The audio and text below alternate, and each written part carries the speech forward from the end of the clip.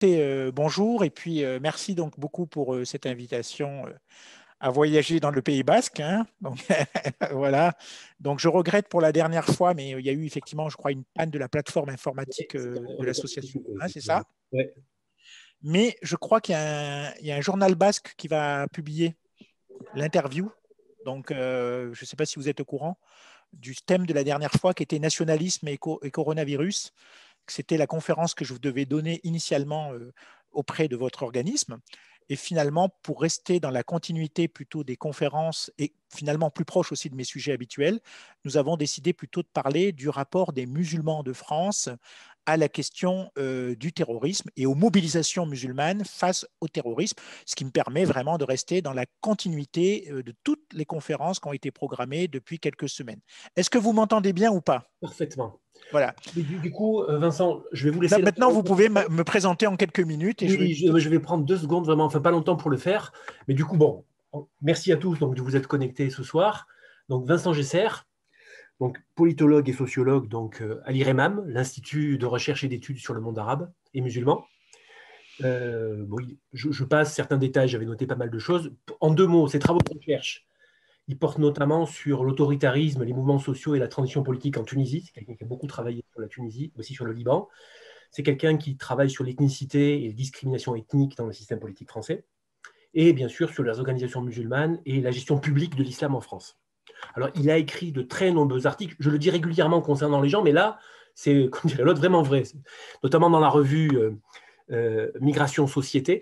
Qui est la revue dont je suis président. Voilà, donc Exactement. effectivement, ouais, ouais, Et du coup, effectivement, par rapport au thème de la dernière fois, il y a un article qui a été publié il y a quelques mois, en fait, hein, qui s'appelle Hygiéno-nationalisme, remède miracle à la pandémie, point d'interrogation, puis populisme, racisme et complotisme autour du Covid-19. C'est un article que je peux faire circuler volontiers, il est passionnant. Alors, plus en lien avec la thématique de ce soir, moi j'ai retenu, parce qu'il y en a de nombreux autres, hein, mais 4 livres qui me semblent pouvoir étayer la réflexion. Premièrement, dans l'ordre chronologique des publications. Hein. Premièrement, Ethnicité républicaine, les élites d'origine maghrébine dans le système politique français, 97. La oui, c'est nouvelle très islamophobie. ancien, ouais, c'est très ancien. Ouais. Oui, oui, mais ça fait, enfin, je trouve que, Oui, il avait un peu d'avance sur l'époque, voilà, ouais, tout à fait. exactement. Pour le coup, moi, pour avoir lu, c'est pour ça que je le cite, c'est pas juste pour faire, Ouais, voilà. Euh, 2003, la nouvelle islamophobie. 2007, Marianne et Allah, les politiques françaises face à la question musulmane. Et puis, plus récemment, Musulmans de France, la grande épreuve face au terrorisme. qui est un peu la conférence de ce soir. Ouais. Exactement. Exactement. Alors, ce que je voulais dire en 2 mots, c'est vraiment la lecture de ce dernier ouvrage qui m'a donné envie de vous inviter. En effet, donc il y a des co-auteurs, mais ce livre, vraiment, il éclaire et il analyse la diversité des réactions et des positionnements des musulmans français face au terrorisme djihadiste.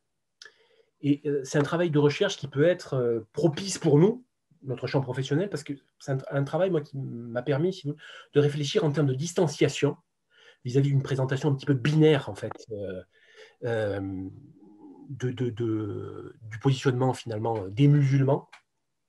L'une qui accréditerait l'idée d'une absence des musulmans lors des manifestations de soutien aux victimes, doublée d'une sorte de silence qui serait nécessairement complice et symptomatique d'un boycott. Et de l'autre côté, l'idée que la déclinaison qui voudrait que les musulmans aient réagi à l'unisson, Oui, tout à fait. condamnant d'une même voix les attaques. Et du coup, Mm. ces deux orientations me semblent passablement erronées.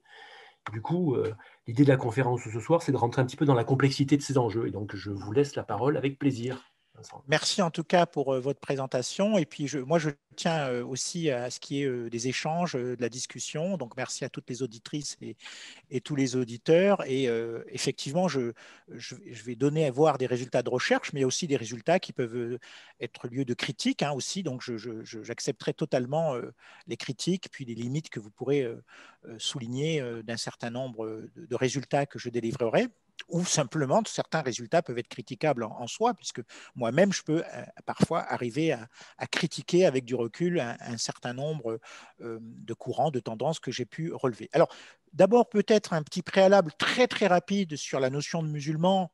Alors, je ne suis pas de ceux qui veulent islamiser abusivement les gens et je trouve que c'est aussi un des dangers de notre époque à désigner musulman toute personne qui s'appellerait Mohamed, Ali, Fatia, ou etc. Et on peut être très bien aujourd'hui être né dans une famille musulmane et ne pas se sentir musulman ou ne pas être musulman. Et puis, on peut être aussi se sentir plus ou moins musulman. Tout dépend les situations. Donc, dans notre enquête sur, entre guillemets, les mobilisations musulmanes face au terrorisme, nous avons retenu principalement des gens qui se déclaraient musulmans dans l'espace public ou dans l'espace privé. Bon, plutôt dans l'espace public pour ceux que nous avons enquêtés, mais comme il y a une partie de l'enquête qui porte aussi sur des musulmans ordinaires, des citoyens français de culture ou de religion musulmane, du coup, eux ne se déclarent pas dans l'espace public. Parfois, si, par exemple, sur leur page Facebook et tout. Donc là, je voudrais vraiment préciser que ne pas rentrer dans ce piège d'assigner les gens à résidence religieuse et communautaire, et que c'est justement un des problèmes auxquels nous nous heurtons aujourd'hui, et qui, entre guillemets, je dirais qu'on est passé d'assignation à des résidences d'origine nationale, très souvent, maghrébine, régionale plutôt, ou algérienne, tunisienne, de plus en plus à des assignations à résidence religieuse, en fait, qui d'ailleurs est le fait de beaucoup d'acteurs, hein, des pouvoirs publics, des chercheurs aussi. On porte une responsabilité sans doute dans ces formes d'assignation à résidence religieuse, mais aussi parfois des acteurs eux-mêmes. À force de parler des musulmans, ben, finalement, des acteurs agnostiques et laïcs, pour pouvoir que leur voix porte dans l'espace public, finissent par se dire aussi musulmans. Donc, et le summum ayant été atteint par notre président de la République précédent, qui était Nicolas Sarkozy, qui parlait de musulmans athées. Donc, c'est assez rigolo. Mais ce n'est pas complètement bête non plus, puisqu'il y a eu aussi des mouvements, par exemple dans le judaïsme, qui s'est défini comme des juifs laïcs, des juifs agnostiques, des juifs athées. Donc, vous voyez, tout ça est quand même assez complexe. Alors, premier constat en ce qui concerne de la relation des musulmans de France à cette question du terrorisme islamique, islamiste, djihadiste, c'est que on en discutera effectivement sur la terminologie. Bon, moi, je suis pas un spécialiste du terrorisme, hein, même si j'ai dû m'y pencher pour plein de raisons qui sont pas forcément liées d'ailleurs à mes propres recherches. C'est que premier constat, c'est que très souvent, effectivement, il y a une forme de vision de sens commun, comme dirait Pierre Bourdieu, qui s'est installée un peu et qui est véhiculée par différents acteurs, euh, personnalités politiques, médias, intellectuels, et d'ailleurs pas forcément des gens qui sont tendus sur les questions d'islam, hein, puisque j'ai aussi des collègues qui développent cette vision, celle effectivement d'une absence, celle d'une invisibilité des Français de culture ou de religion musulmane dans ce qu'a été les mobilisations, les manifestations publiques de deuil ou de dénonciation des effets catastrophiques du terrorisme sur le territoire français. Donc de ce point de vue-là, les musulmans ont été quelque part visibilisés, on pourrait dire dans leur invisibilité citoyenne, à être capables de provoquer, d'avoir des compassions, de manifester en soutien aux victimes du terrorisme, mettant souvent en avance euh, leur immobilisme, leur passivité, leur silence, le fait qu'ils ne condamnaient pas publiquement les actes terroristes qui étaient commis sur le territoire français. Et quand je dis, attention, là il faut être très nuancé aussi, ce n'est pas une marque d'islamophobie, cette croyance. Hein. Là aussi, il ne faut pas tomber dans les schémas binaires de s'imaginer que ça serait des gens anti-musulmans qui dénoncent le silence musulman, que ça serait des gens qui, en gros, accuseraient les musulmans de ne pas condamner les terroristes pour les accuser d'être coupables des actes terroristes. Hein. C'est beaucoup plus nuancé que cela. Il y a des gens qui peuvent très bien reconnaître que les musulmans ordinaires n'ont rien à voir avec le terrorisme et dénoncer aussi pour autant leur silence. Je vous donne un exemple régional qui est une personne pour qui je ne vais pas le dire, mais qui j'ai plutôt de l'estime. Bon, on est quand même entre nous ce soir, donc je suis sociologue, mais je ne suis pas sûr qu'il soit très aimé dans vos milieux, mais ce n'est pas quelqu'un que je déteste, qui est Alain Juppé. Alain Juppé, donc, qui a été maire de Bordeaux, qui est une personnalité d'Aquitaine, bon, qui est une personnalité parisienne aussi, venue en Aquitaine, qui est originaire des Landes. Et Alain Juppé n'est pas du tout quelqu'un réputé pour son islamophobie ou son rapport tendu aux musulmans. Il est même parfois accusé du contraire, si je puis dire, puisqu'il y a eu une campagne contre lui dans la primaire des présidentielles de droite pour l'accuser d'être un islamiste déguisé, bon, ce qui fait assez rire quand on parle d'Alain Juppé. Et on l'avait même surnommé Ali Juppé, avec une chéchia sur la tête, Alain Juppé a été un de ceux qui a dit mais les musulmans doivent s'exprimer, ils ne peuvent pas rester silencieux, il faut condamner le terrorisme. Et je prends l'exemple d'Alain Juppé, pas du tout pour, pour l'accuser, mais au contraire, pour montrer que des personnalités qui ne sont pas forcément réputées pour être tendues ou suspicieux à l'égard des pratiques ou des croyances musulmanes peuvent aussi entretenir et développer cette idée que les musulmans ne manifestent aucune condamnation publique du terrorisme. Donc le choix d'Alain Juppé est un choix pour moi plutôt pour montrer que des personnalités nuancées et modérées peuvent, sur ces questions-là, reproduire, véhiculer, légitimer cette croyance en un silence musulman face au terrorisme islamiste ou islamique qui frappe aujourd'hui ou depuis quelques années le territoire français. Cette critique de l'apathie musulmane, de l'immobilisme musulman, on l'a vu se développer surtout depuis 2015, bien sûr, après les attentats dramatiques qui ont touché la rédaction de Charlie Hebdo, puis ensuite le Bataclan, et on le voit encore circuler ces derniers jours, hein, l'idée vous devez prendre la parole, comment ça se fait que les musulmans sont invisibles, bon.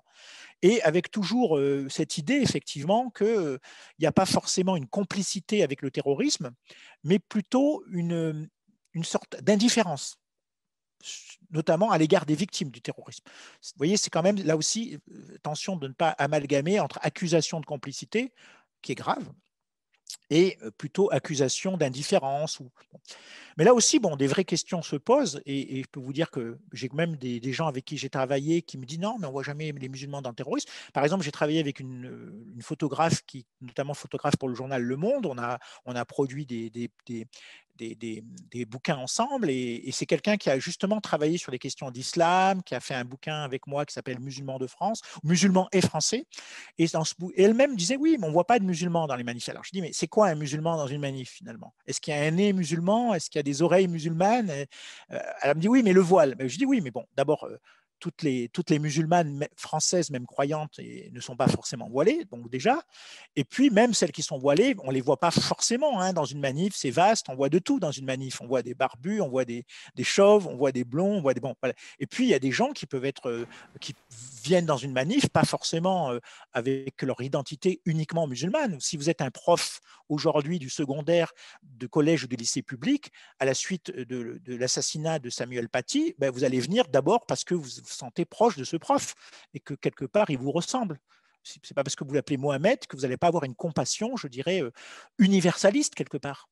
Et même professionnel pour quelqu'un qui vous ressemble. Quoi de plus ressemblant qu'un prof de géographie de quartier populaire, d'un autre quartier populaire, qui peut s'identifier totalement à Samuel Paty, et donc même s'il s'appelle Mohamed, Fatia ou Rachida, va aussi venir parce que ça lui fait d'autant plus de peine qu'elle est une citoyenne française, qu'elle est prof du secondaire et qu'elle fait elle aussi des cours ou des débats dans ses classes sur les questions de laïcité.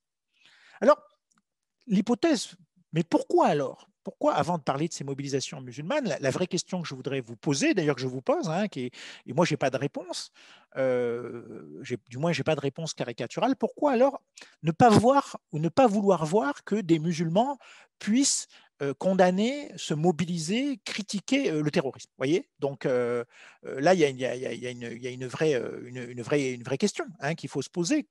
Pourquoi finalement insister sur cette invisibilité? Bon. Là, je crois que c'est parce que l'hypothèse que j'émets aujourd'hui devant vous, c'est que ce thème de l'invisibilité musulmane, du silence musulman, de l'immobilisme musulman face au terrorisme, c'est quelque part, ça renvoie à quelque chose de plus profond dans nos croyances et dans nos représentations des Français de culture ou de religion musulmane, qui est celle, je dirais, d'une certaine immaturité citoyenne des musulmans. Voyez, c'est-à-dire que finalement, survaloriser le musulman dans son invisibilité, dans son indifférence, dans son insensibilité au terrorisme, c'est une façon de dire qu'il n'est pas encore assez mûr pour rejoindre quelque part la communauté de deuil national et donc quelque part la communauté citoyenne tout court. Je ne sais pas si je me suis fait comprendre, et que derrière cette idée d'insistance, vous ne manifestez pas, il y a une insistance sur le fait que mais êtes-vous vraiment des citoyens comme les autres? Je tiens à préciser, et là les études remarquables de Vincent Thibert, de Nona Mayer et de bien d'autres, mes collègues ont bien montré que les mobilisations face au terrorisme était très dépendant des positionnements sociaux des individus.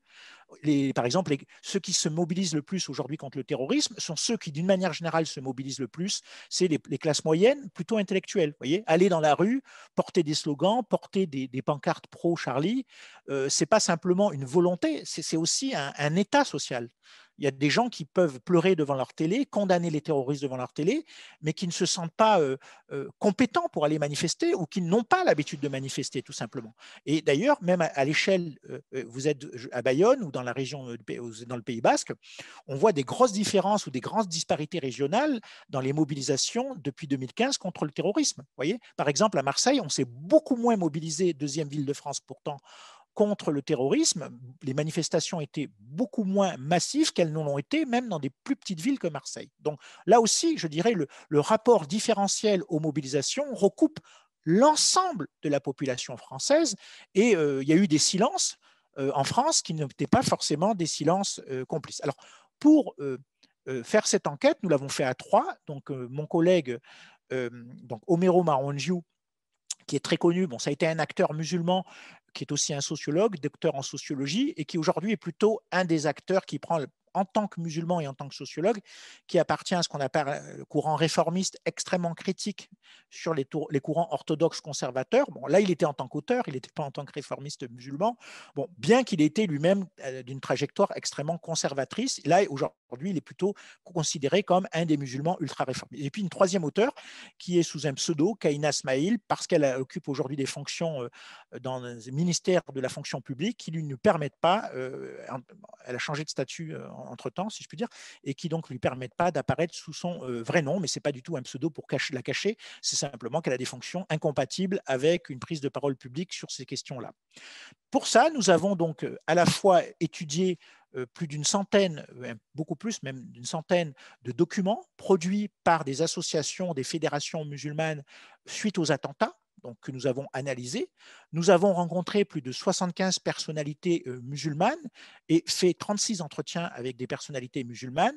Nous avons également conduit des entretiens avec des musulmans plus ordinaires, des musulmans lambda.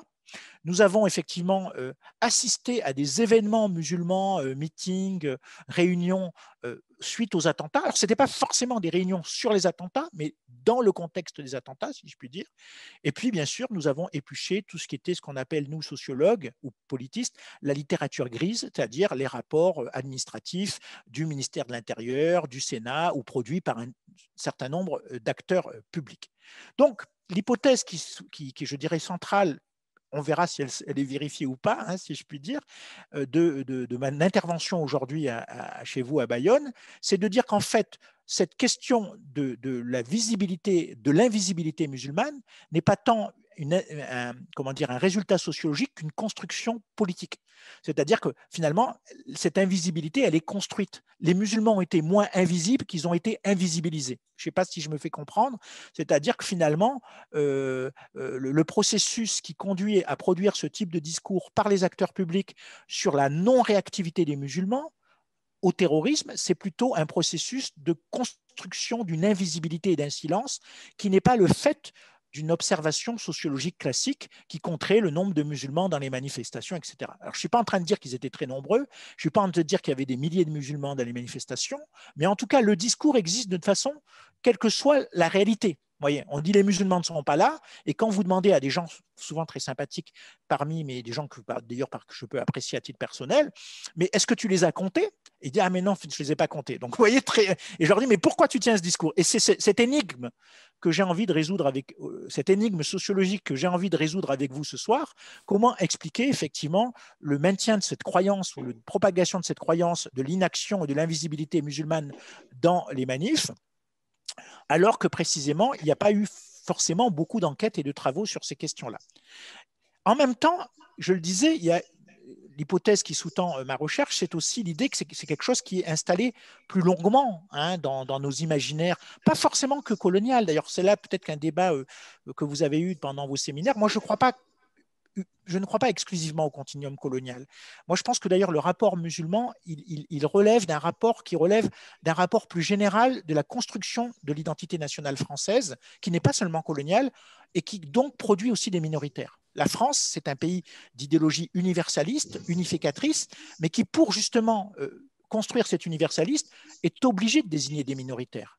Et je pense que, par exemple, les acquis de l'histoire sur l'antisémitisme sont autant porteurs pour comprendre aujourd'hui le rapport aux musulmans que uniquement la période coloniale. Et encore plus que ça, croiser la période coloniale et l'antisémitisme colonial permet encore plus de comprendre le rapport aux musulmans. Et Jaurès, Jean Jaurès, qui a été quand même l'un des leaders de la SFIO, un des pères fondateurs du socialisme français, Jaurès est souvent parti en Algérie, par exemple, croyant qu'on était simplement dans un rapport de domination capitaliste, en gros des colons face aux indigènes. Et Jaurès est revenu d'Algérie en disant, mais il n'y a pas que le rapport au capitalisme, il y a aussi la construction d'une idéologie coloniale qui d'ailleurs pénalise autant à l'époque, avant le décret qui est mieux qui a naturalisé les juifs, qui pénalise autant les indigènes musulmans que les juifs.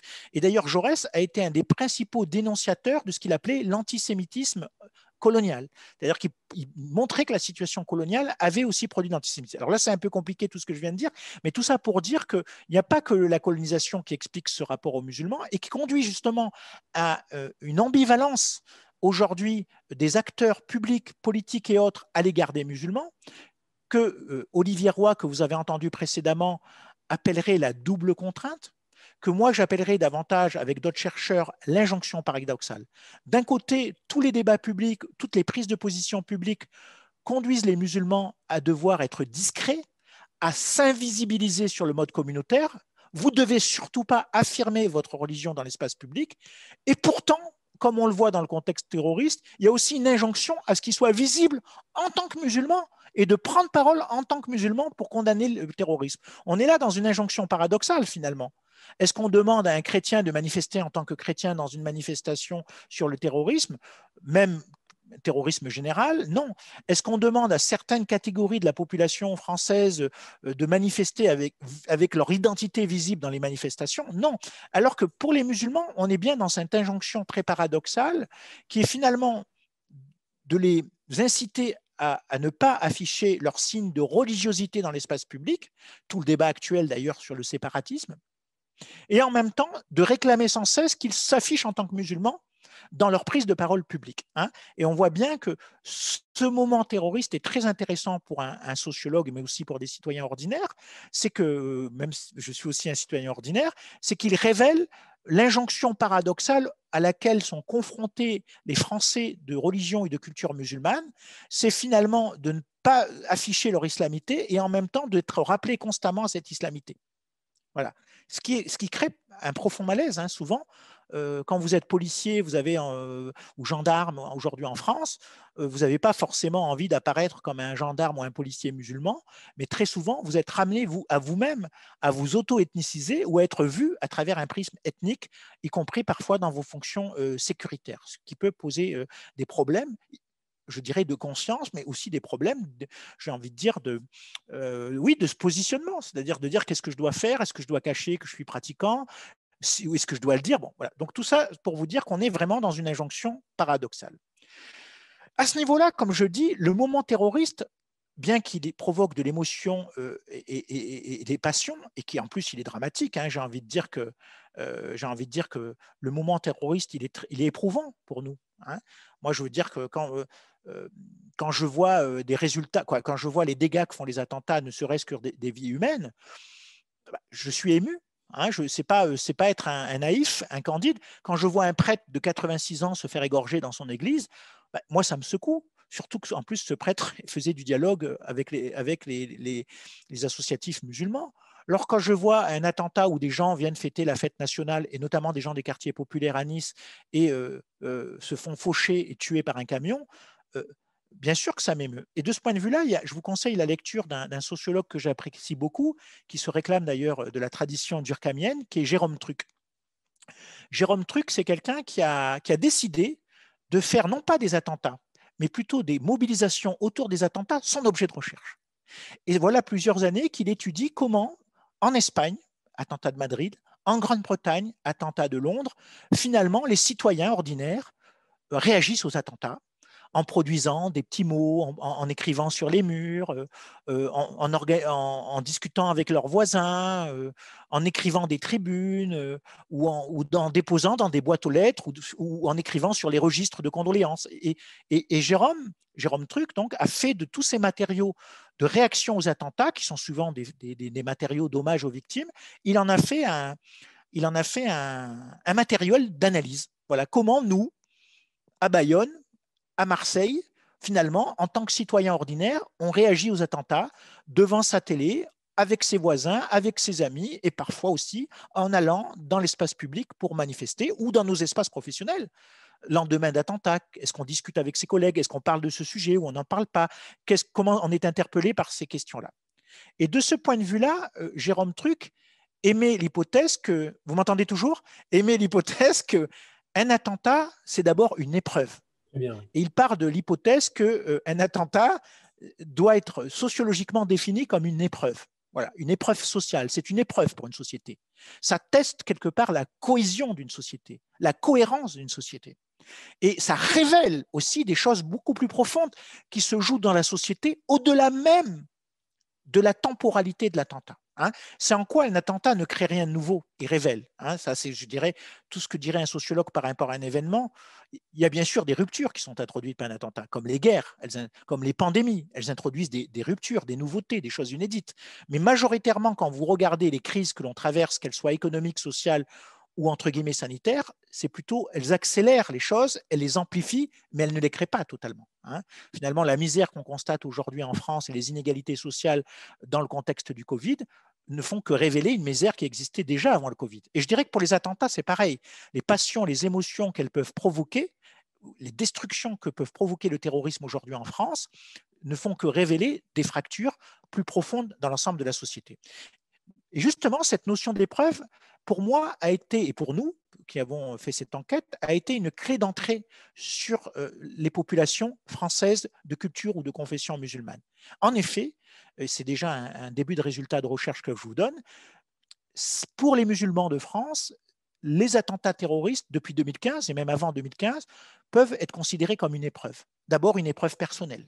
Il est vrai que les musulmans, à l'instar de la grande majorité des citoyens français, regardent la télévision, sont informés des attentats et réagissent souvent de manière très commune à n'importe quel citoyen lambda, la sidération, l'exaspération, la peur, la colère aussi. La colère de dire encore des attentats. Et aussi, peut-être avec une spécificité que j'aurai l'occasion de dire tout à l'heure, et qu'on aura peut-être l'occasion d'en discuter tous ensemble, quand vous êtes aujourd'hui français, de culture musulmane et que quelqu'un commet un attentat au nom de votre religion, il y a effectivement cette colère, mais il y a aussi cette peur du regard de l'autre, comme dirait Jean-Paul Sartre. Qu'est-ce que les gens vont dire de moi? Comment demain je vais retourner au bureau? Est-ce que je peux aller dans une manif sans être montré du doigt? Ça, c'est des choses terribles. Vous savez qu'au lendemain de l'attentat, du dernier attentat de Nice, il y a même des acteurs musulmans que je connaissais qui m'ont téléphoné. Vincent, est-ce que tu crois qu'on peut aller à la messe? Je dis, mais c'est bizarre la question que tu me poses. Je dis, ben oui, pourquoi tu n'irais pas à la messe? Il a dit, j'ai envie de manifester ma solidarité avec ces chrétiens qui ont été tués dans l'église Notre-Dame de Nice. Vous vous rendez compte la question qu'il m'a posée, alors que c'est une personnalité publique, ami de l'ancien maire de Marseille. Donc c'est une élite. Et il vient voir un petit sociologue français que je suis pour me demander, mais qu'est-ce que je dois faire? Est-ce que tu crois que je ne vais pas être mal vu? Parce que je dis, d'abord, ce n'est pas forcé qu'on va te repérer comme musulman à la messe, même si tu ne vas pas communier. Il y a quand même plus de 50% des gens dans les églises qui ne communient pas.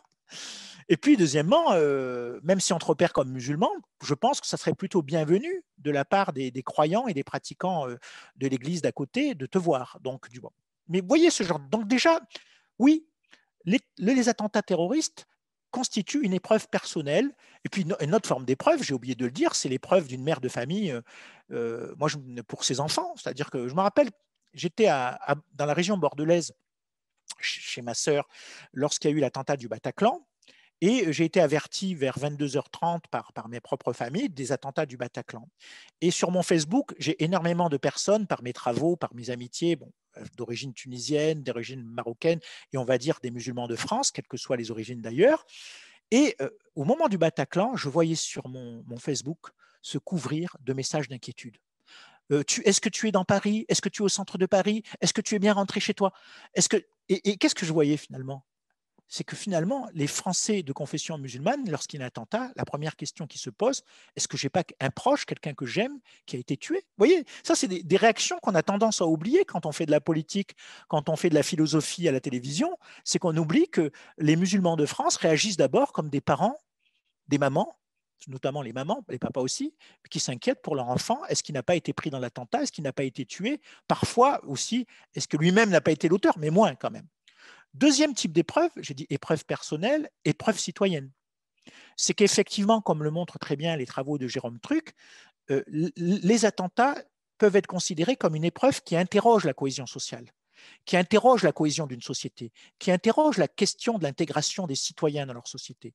Et de ce point de vue-là, les musulmans, ça a été d'autant plus une épreuve citoyenne collective pour les musulmans, qu'ils ont été interrogés dans leur capacité à s'intégrer à la France. Vous vous rendez compte?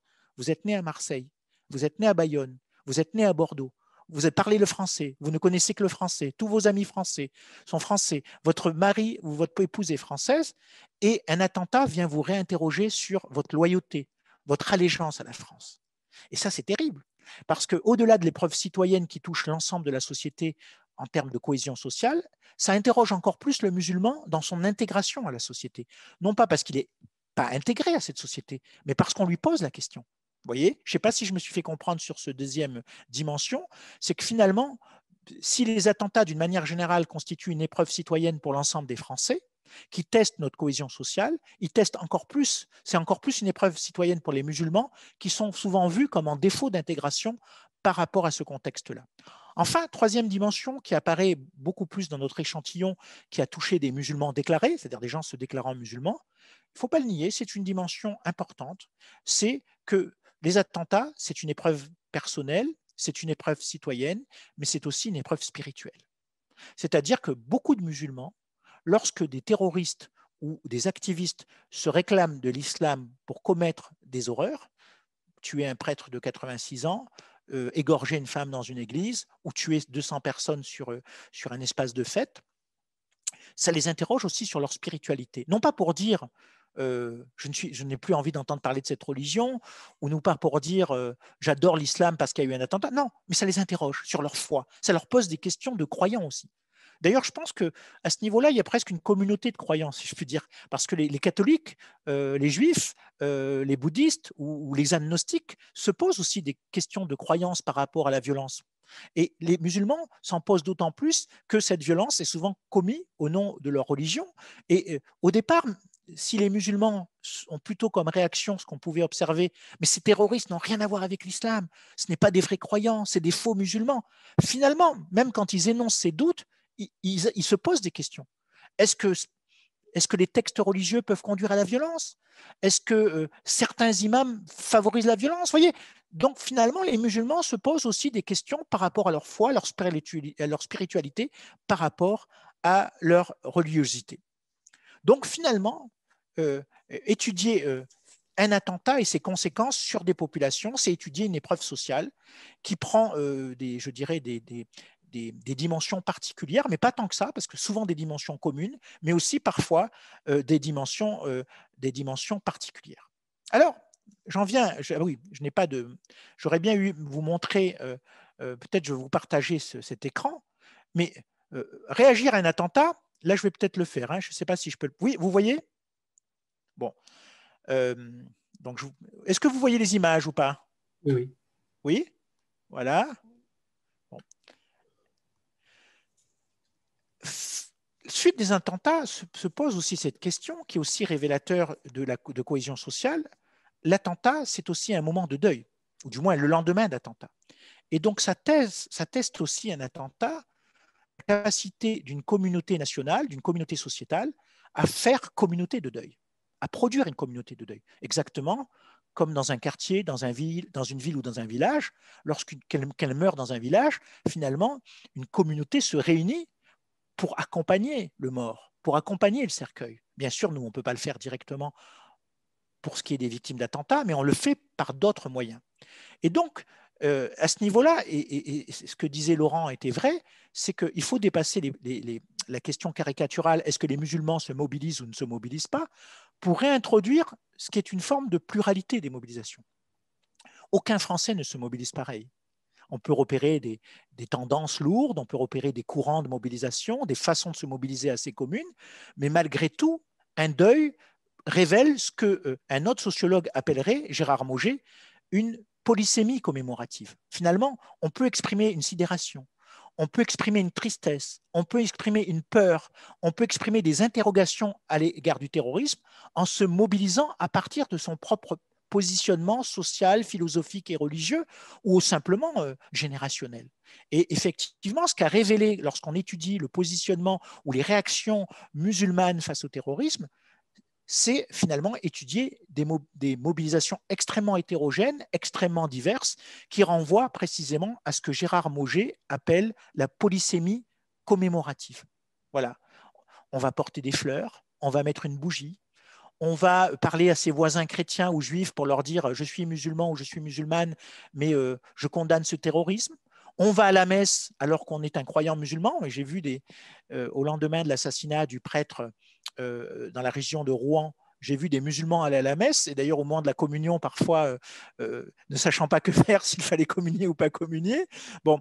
Et de ce point de vue-là, l'examen ou l'analyse des réseaux Internet, au-delà de ce qui a pu être certaines réactions très complotistes, assez rares, existantes quand même, qu'il ne faut pas nier, mais assez rares, a révélé cette polysémie commémorative ou cette polysémie dans les réactions.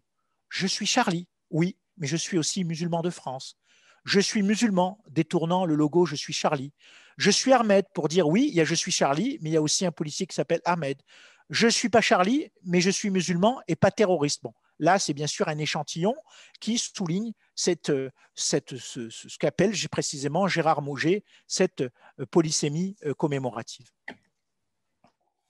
Polysémie commémorative, si l'on fait une analyse stricte des différents registres de mobilisation et de réaction des Français de confession ou de culture musulmane au terrorisme, effectivement, on voit différents types de registres. D'abord, je dirais un registre assez classique qui est celle de la prise de parole publique. Et ça a été plutôt le travail réalisé par les associations et les grandes fédérations musulmanes qui, à l'unanimité, et je tiens à dire à l'unanimité, dès 2015, et y compris pour l'attentat de Charlie, ont pris la parole pour condamner l'attentat, pour se désolidariser de toute revendication musulmane, qu'elle soit islamiste, islamique, approuvant cet attentat, et pour surtout manifester leur soutien avec la communauté nationale dont ils font partie. Et donc, dans l'analyse que nous avons pu faire des différents documents, conférences de presse, communiqués, prises de parole des institutionnels musulmans au lendemain des attentats, ça a été vrai pour Charlie, ça a été vrai pour le Bataclan, bien sûr avec des évolutions dans le temps sur le volume des prises de parole et sur les types de prises de parole. Mais grosso modo, qu'est-ce qu'on retrouvait dans l'analyse de contenu qu'on a fait de ces déclarations? D'abord, une condamnation ferme des actes terroristes. Deuxièmement, un appel à l'unité nationale et à la cohésion sociale. Troisièmement, un soutien au pouvoir public dans la lutte contre le terrorisme. Et puis, peut-être une particularité là qui est propre aux associations et aux organisations musulmanes, l'expression d'une peur que les actes terroristes provoquent des effets pervers en termes de racisme anti-musulman ou entre guillemets d'islamophobie. Donc là, c'est vrai que dans ces communiqués, il y avait à la fois une dénonciation du terrorisme, un appel aux manifestations et à l'unité nationale, mais en même temps, déjà pointé dans beaucoup de communiqués l'idée, mais est-ce que nous aussi, on ne va pas finir par être victime de lynchage d'une partie de la population qui nous accusera d'être complices des terroristes? Premier registre. Deuxième registre que j'ai affiché sur mon PowerPoint, c'est assez surprenant, surprenant pour celui qui ne veut pas voir, mais qui est d'une réappropriation, d'une mise en avant par un certain nombre d'acteurs musulmans individuels ou collectifs de ce que j'appellerais les symboliques nationales et patriotiques. J'en donne ici quelques exemples sur des photos. D'ailleurs, une des photos de France Kaiser, ma consoeur, photographe. Par exemple, faites que des musulmans aillent dans une manif et portent le drapeau français. C'est quelque chose qui n'a pas été majoritaire, mais que l'on a pu voir. Le fait beaucoup plus fréquent, en revanche, que des associations musulmanes, lors d'événements qui ne sont pas spécialement liés au terrorisme, décident de transformer leur scène aux couleurs bleu, blanc, rouge. Ça, c'est nouveau. C'est vrai que pour avoir quand même suivi depuis 30 ans des réunions musulmanes en France, des meetings musulmans, des rassemblements musulmans, il était assez rare que la scène soit pavoisée aux couleurs bleu-blanc-rouge, ce qui fait la couleur bleu-blanc-rouge qu'on voit plutôt dans des meetings politiques, des meetings présidentiels, plus que dans dans des meetings ou des réunions religieuses. Là, c'est par exemple une photo prise à Lille en 2016-2017, je crois, que j'avais pu prendre dans un meeting d'une association pourtant extrêmement conservatrice, où on voit même des associations musulmanes, et là je l'ai fait exprès ou pas tout à fait exprès d'ailleurs parce que je l'avais mis avant, on voit même des associations musulmanes luttant contre l'islamophobie, ici le CCIF, clairement brandir, je dirais, un registre patriotique, nous sommes nation. C'est-à-dire que c'est assez paradoxal dans le contexte actuel où cette association, il ne s'agit pas du tout de condamner ou de justifier son interdiction, mais cette association a aussi brandi, mis en avant des symboles de type patriotique pour affirmer sa solidarité avec la communauté nationale. Nous dénonçons l'islamophobie, mais d'abord, nous sommes des Français qui aussi dénonçons le terrorisme. Ça, donc, deuxième type de registre. Troisième type de registre, c'est ce que j'appellerais la production ou une volonté musulman de produire un contre-discours musulman face au terrorisme. Là, je dirais qu'il y a eu deux temps. Il y a eu un premier temps chez des musulmans ordinaires, mais aussi chez les musulmans institutionnels, qui a consisté plutôt à dire on n'a rien à voir avec le terrorisme, pourquoi prendre la parole? Est-ce que ne c'est pas s'auto-accuser de responsabilité ou de lien avec ces terroristes que de devoir condamner le terrorisme à partir de notre islamité, à partir de notre position de musulmans? Mais finalement, très vite, beaucoup d'acteurs, pour des raisons diverses d'ailleurs, musulmans, ont décidé aussi de prendre la parole et de produire ce que l'on pourrait appeler un contre-discours, c'est-à-dire riposter notamment aux arguments théologiques des terroristes par une théologie de la riposte.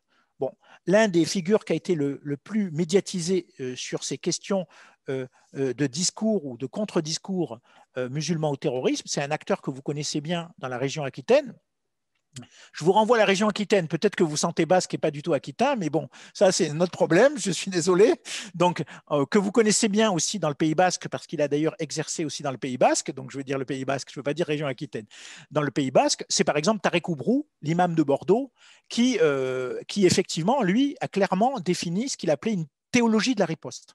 C'est-à-dire, il ne s'agit pas de dire les terroristes ne sont pas musulmans. Si, il faut les prendre au sérieux dans leur revendication d'identité musulmane et réagir en tant que musulmans à leurs revendications musulmanes ou à leur théologie justifiant les attentats terroristes et les horreurs qu'ils peuvent produire. Puis vous avez eu des tas de personnalités musulmanes, notamment quelqu'un qui est assez médiatique, qui est Mohamed Brajrafil, je ne sais pas si vous le connaissez, qui est un Français d'origine comorienne, qui a vécu jusqu'à 18 ans aux Comores et qui a ensuite fait une thèse de doctorat en linguistique en France, qui est plutôt aussi un intellectuel, mais qui lui est d'une formation classique musulmane. Et lui, justement, s'est dit aussi, je dois aussi faire l'effort en tant que musulman sociologique, mais aussi en tant que musulman engagé dans ma communauté, de riposter et de parler, pas seulement aux musulmans, mais aussi aux autres Français qui ont envie de comprendre, qui s'interrogent. Est-ce que le terrorisme est justifié par des textes religieux? Est-ce que le Coran a des passages qui peuvent favoriser justement le passage à l'acte terroriste?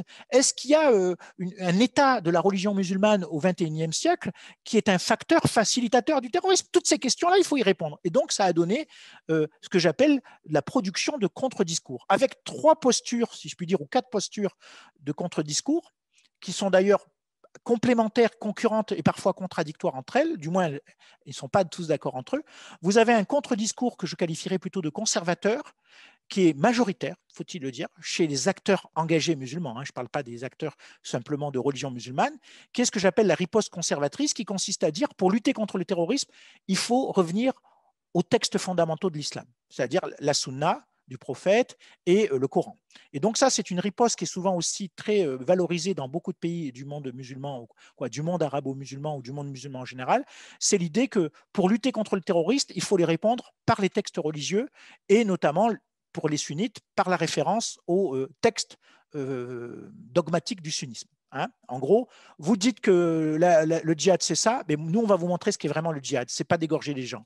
Vous dites que pour être complètement musulman, il faut tuer des chrétiens. Eh bien, on va vous dire que non, justement, pour être considéré comme musulman, il faut manger avec des chrétiens, partager des repas. Vous voyez? Donc là, on est plutôt sur un registre qui s'appuie sur les textes plutôt doctrinaux pour riposter. Il y a un deuxième type de contre-discours qui est un contre-discours que je pourrais qualifier de réformiste, qui est justement le propre de Tarek Oubrou, que vous voyez à l'image, ou de Barjafil, qui sont des anciens conservateurs, même très conservateurs musulmans, et qui, eux, pensent que il ne faut pas se contenter de s'appuyer sur les textes, il faut aussi relire de manière critique les textes. En gros, ils disent attention, c'est très facile de se dire oui, les islamistes ou les terroristes islamistes, pardon, ne comprennent rien au texte. Il faut peut-être regarder dans nos textes ce qui peut poser problème. Et donc là, ils ont une lecture qui est une lecture critique des textes. Ils pensent qu'il faut les relire, non pas pour les expurger, mais pour au moins les recontextualiser. Voilà. Dire un exemple que donne Tarek Oubrou, qui est un exemple qui n'a rien à voir avec le terrorisme a priori, qui est de dire, à force d'entretenir l'idée, je ne dis pas que c'est moi qui le dis, hein, c'est Tarek Oubrou, à force d'entretenir l'idée chez des jeunes musulmans qui auraient une bipartition du monde musulman, non musulman, on finit par créer une sorte de violence symbolique qui peut se transformer en violence réelle. Bon, ça, c'est un des arguments qui est donné par Tarek Oubrou, qui pense qu'il y a... Bon, moi, je ne suis pas totalement d'accord parce que je pense que le passage à la violence est aussi beaucoup dû à des mécanismes sociologiques et qui peut avoir des extrêmes conservateurs qui jamais ne tueront une personne. C'est vrai chez les rabbins, c'est vrai dans le judaïsme en général, c'est vrai dans le christianisme. On peut avoir des hyper conservateurs qui par ailleurs ne tueront personne. Et c'est aussi vrai dans l'islam finalement. Bon. Mais voilà. Bon. Une troisième posture de contre-discours, c'est ce que j'appelle le contre-discours qui rejoint d'ailleurs après un peu le deuxième, historiciste, c'est-à-dire l'idée qu'il faut faire une herméneutique, une interprétation critique des textes fondateurs de l'islam. Donc c'est un peu le deuxième, mais là c'est une approche beaucoup plus intellectualisante qui vise à recontextualiser par exemple la prophétie, qui vise à contextualiser la révélation du Coran et à relire le texte coranique en fonction des contextes pour justement déminer tous ces aspects équivoques, ambigus, qui peuvent faire croire à certains djihadistes qu'il faut appliquer le Coran à la lettre. C'est par exemple quelqu'un comme Rachid Benzine. Vous voyez, je ne sais pas qui, je vous invite d'ailleurs à lire, c'est intéressant, c'est une démarche qui se veut à la fois interne à la communauté musulmane, mais aussi universitaire. Vous voyez, donc il est à la fois les deux. Puis une quatrième posture de contre-discours, qui est les moins sur les textes, la théologie, qui est aussi celle de gens qui ont un rapport, je dirais, plutôt culturel à la religion musulmane, voire même croyante et pratiquante pour certains, mais qui ne se posent pas la question des textes, mais plutôt celle de la posture. Nous sommes des laïcs, et en tant que laïcs musulmans, nous devons critiquer aussi le poids des religieux. Bon, ça, c'est notamment été pris par beaucoup de personnalités, on va dire, notamment une que je connais très très bien, qui est proche d'Emmanuel Macron, qui est Bariza Chiari, qui a été conseillère d'Emmanuel Macron, que je connais depuis une quinzaine d'années, vingtaine d'années même, et qui a été sénatrice d'ailleurs, hein, vice-présidente du Sénat, et qui, elle, s'en prend directement à la responsabilité des religieux, en disant c'est la faute à certains religieux. Elle ne les accuse pas de terrorisme, hein, mais elle dit en gros, il faut dépoussiérer, pas seulement les textes, mais dépoussiérer les humains, en quelque sorte. Bon. Donc là, c'est une posture plutôt, comme ça a pu exister dans le judaïsme au siècle dernier, de juifs laïcs, qui considéraient que les juifs religieux étaient porteurs d'un certain obscurantisme, en fait. Voilà. Et donc, ce qu'on appelait les Israélites, en quelque sorte, qui pensaient que pour s'intégrer à la nation française, il fallait aussi se distancier d'un judaïsme trop religieux ou trop dogmatique. Bon, voilà 4 postes. Autre posture, autre registre, donc autre registre, c'est le soutien à la politique sécuritaire. Alors, ce soutien à la politique sécuritaire, vous allez dire, mais qu'est-ce qu'il dit? Mais il est en train de dire que les acteurs musulmans travaillent avec le ministère de l'Intérieur. Ce n'est pas tout à fait mon propos. J'ai envie de dire que dans, effectivement, la lecture qui a été faite des attentats terroristes, beaucoup d'acteurs musulmans engagés, notamment dans les associations religieuses et dans les mosquées, se sont posé la question de la coopération avec les forces sécuritaires. Je vous le dis, c'est un résultat d'enquête. Hein, c'est pas, voilà. Et que de ce point de vue-là, des positions très tranchées, ou au contraire très diverses, pas seulement tranchées, que faire? Comme dirait Lénine, que faire par rapport à ça? Ce qui est sûr, d'abord, bon, ça c'est un petit truc que je vous dis sociologique, contrairement à ce qu'on peut entendre aujourd'hui avec le séparatisme, tout le discours sur le séparatisme, 99% des mosquées de France travaillent avec les services de sécurité français. Non pas qu'elles collaborent, mais c'est que tout imam ou tout président d'association a des relations régulières avec le renseignement territorial. Je veux dire que c'est se foutre de la gueule du monde que de s'imaginer que le renseignement territorial ne connaît pas les mosquées et qu'on découvre du jour au lendemain qu'une mosquée est extrémiste. j'ai envie de dire que très souvent, ceux qu'on considère extrémistes un jour buvaient un café la veille avec les forces de sécurité. Pour vous dire que là aussi, il y a toute une médiatisation et dramatisation de ce qui serait la dérive radicale des mosquées, qui pour la plupart sont assez en dialogue, pour ne pas dire plus, avec nos services de sécurité français. Donc de ce point de vue-là, bon, mais au-delà, c'est pas ça que je veux dire. Ce que je veux dire, c'est vraiment poser cette question. Et là, il y a une certaine fracture, si je puis dire, sur la question sécuritaire dans les communautés de pratiquants, de croyants engagés notamment dans les associations. Je dirais que l'ancienne génération, y compris la plus conservatrice, voire la même néo-fondamentaliste, est allée jusqu'à dire qu'il faut presque faire de la dénonciation un devoir islamique. Voilà. Donc là, l'idée que c'est presque l'État, alors pas tous les acteurs, hein, il ne faut jamais généraliser, hein, mais une partie l'a dit. Il y a eu même un imam issu de l'Union des organisations islamiques de France, aujourd'hui l'Association musulmane de France, qui est allé de parler de devoir islamique de dénoncer les djihadistes. C'est un devoir pour tout croyant et tout pratiquant de les dénoncer. Bon. Il y a eu d'autres qui ont dit, sans les dénoncer, c'est un devoir dans les mosquées de faire de la prévention contre le terrorisme qui se réclame de l'islam. Bon. Et puis, là, il y a une petite fracture générationnelle qui renvoie d'ailleurs au débat d'aujourd'hui.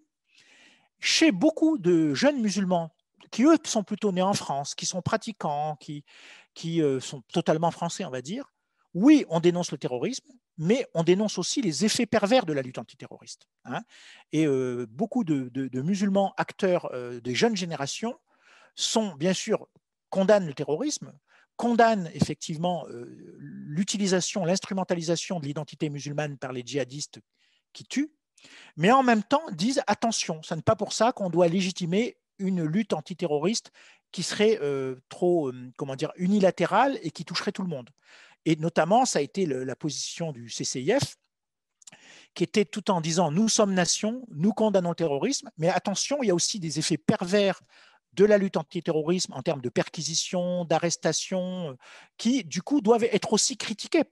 Et ce n'est pas étonnant que ça vienne plutôt des musulmans français nés en France, c'est qu'ils se sentent à l'aise. Ils sont français, ils se sentent français comme tout le monde, ou quand ils sont dans le Pays Basque, ils se sentent français et basques. Quand ils sont en Catalogne, ils se sentent français et catalans. Quand ils sont à Marseille, ils se sentent marseillais et français. Ils inversent un peu la donnée, si je puis dire.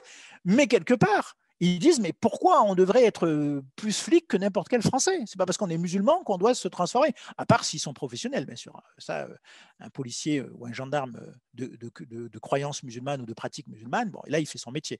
Donc, il y a eu tout un débat, hein, et c'est vrai que les associations plutôt de nouvelle génération, en même temps qu'elles, et ça sans ambiguïté, qu'elles condamnaient le terrorisme sans aucune ambiguïté, elles remplissait aussi une autre mission qui était de protéger les citoyens ordinaires contre ce qu'on pourrait appeler le processus de sécurisation de l'espace public, mais pas plus, pas moins que les Gilets jaunes le feraient. Vous voyez, à ce niveau-là, je dirais que le rôle des associations de jeunes musulmans était très comparable à des collectifs de Gilets jaunes ou des collectifs de gauche ou des associations humanitaires ou de droits de l'homme qui dénoncent les limites ou les effets pervers de la lutte antiterroriste. Bon, aux États-Unis, vous avez des grandes associations très libérales même, hein, pas soupçonnables des gros gauchistes dangereux qui régulièrement dénonçaient le Patriot Act ou les effets pervers du Patriot Act dans son côté globalisant et parfois un peu aveugle de la répression. Enfin, dernier registre, avant de conclure et de vous laisser la parole, c'est le registre, c'est une photo un peu bizarre d'ailleurs que j'ai prise, qui est le registre du dialogue. Effectivement, ça a réveillé énormément chez les musulmans pratiquants engagés dans l'espace public l'idée qu'il fallait dialoguer. Et comme ce sont des croyants et des pratiquants, on ne peut pas leur reprocher que leur première vis-à-vis de dialogue, c'est souvent des gens qui croient et pratiquent comme eux, c'est-à-dire des croyants et des pratiquants, souvent juifs, souvent chrétiens, qui quelque part partagent aussi des choses communes, d'autant plus qu'ils sont souvent monothéistes. Et donc, là, on a vu effectivement une réactivation du dialogue interreligieux. D'ailleurs, là, il faut quand même être un peu honnête dans un des résultats que nous avons pu mener. C'est surtout l'Église catholique qui a été porteur de ce dialogue. Hein. Non pas que les musulmans et les juifs ne voulaient pas dialoguer, ce n'est pas du tout ce que je suis en train de dire, mais l'Église catholique, depuis maintenant plus de 20-30 ans, est devenue un peu un des vecteurs du dialogue, en fait. C'est-à-dire qu'elle incite les musulmans à dialoguer, elle incite les juifs à dialoguer, et maintenant elle incite les trois à dialoguer ensemble. Voilà, hein. Ça, c'est une nouveauté, et que le dialogue tripartite juif, musulman et chrétien en général, d'ailleurs pas seulement catholique, c'est quelque chose qui est plutôt à l'initiative de l'Église catholique pour une raison simple, c'est qu'elle a des institutions pour. Il y a une professionnalisation du dialogue interreligieux dans l'Église catholique qui existe depuis maintenant 30 ou 40 ans, on va dire post-Vatican II. Et ce qu'elle fait à l'égard des musulmans, elle fait à l'égard des juifs, c'est-à-dire qu'après Vatican II, donc je dirais le concile de Vatican II, où un certain nombre de réformes dites progressistes, ça c'est l'extrême droite qui dit plus de ça, de l'Église catholique ont été prises, le dialogue avec les autres religions est devenu l'une des priorités de l'Église catholique et qui est symbolisée aujourd'hui très fortement par le discours du pape François, hein, qui dit en gros aujourd'hui on doit avoir un vrai dialogue. C'est pas parce qu'il y a des terroristes islamistes que l'on ne doit pas dialoguer avec les musulmans, c'est pas parce qu'on n'est pas d'accord avec les juifs surtout qu'on ne doit pas dialoguer avec les juifs. Alors ce qui a changé en revanche, avec les attentats concernant le dialogue interreligieux, c'est que c'est plus seulement devenu une pratique d'élite. C'était souvent un dialogue très élitiste, dans les hautes sphères, soit intellectuelles, soit des institutions. On a vu se développer un dialogue plus ordinaire, à l'échelle des églises, à l'échelle des synagogues, à l'échelle des mosquées, où on a vu des imams envie d'aller parler à ceux qui leur ressemblaient, mais dans les autres cultes. Donc ça, c'est un des premiers effets. Deuxièmement, c'est que c'est un dialogue, et c'est simplement genre prendre le thé à la menthe, discuter. Mais c'est aussi parfois des vraies discussions qui se sont engagées, par exemple, à Marseille, entre des imams et des prêtres sur les rapports entre textes religieux et violence. Voilà. Est-ce qu'aujourd'hui, dans les textes religieux, quels qu'ils soient, il y a des ferments de violence, ou il y a des facilitateurs de violence, etc., ou le statut de la femme, etc. Donc, et puis, c'est un dialogue aussi, on peut dire, qui de plus en plus est porté et soutenu, et c'est un des paradoxes de l'État laïque, par les institutions publiques. C'est-à-dire que contrairement à ce qu'on peut croire, nous sommes dans un État laïque qui ne cesse d'intervenir dans le religieux. Hein, ça, je veux dire, et en plus, dans votre région, le Pays Basque, il y a une très forte tradition de, je dirais, de mélange entre institutions publiques, élus et questions religieuses. Et là, on le voit aussi à l'échelle de la France, y compris chez des gens qui font profession de foi de la laïcité, une tendance aussi à encourager ces formes de dialogue. Et par exemple, en ce qui concerne juifs et musulmans, on est passé plutôt dans les années 70-80, qu'a bien connu Laurent, d'un dialogue judéo-arabe, de plus en plus à un dialogue judéo-musulman. C'est-à-dire que les nouvelles bases du dialogue sont beaucoup plus formulées, au moins en apparence, je dirais, en termes religieux, même si ce n'est pas toujours des acteurs religieux d'ailleurs, puisque par exemple le CRIF est un des acteurs, le Conseil représentatif des institutions juives est un des acteurs du dialogue judéo-musulman, alors qu'il n'est pas spécialement, pas uniquement religieux.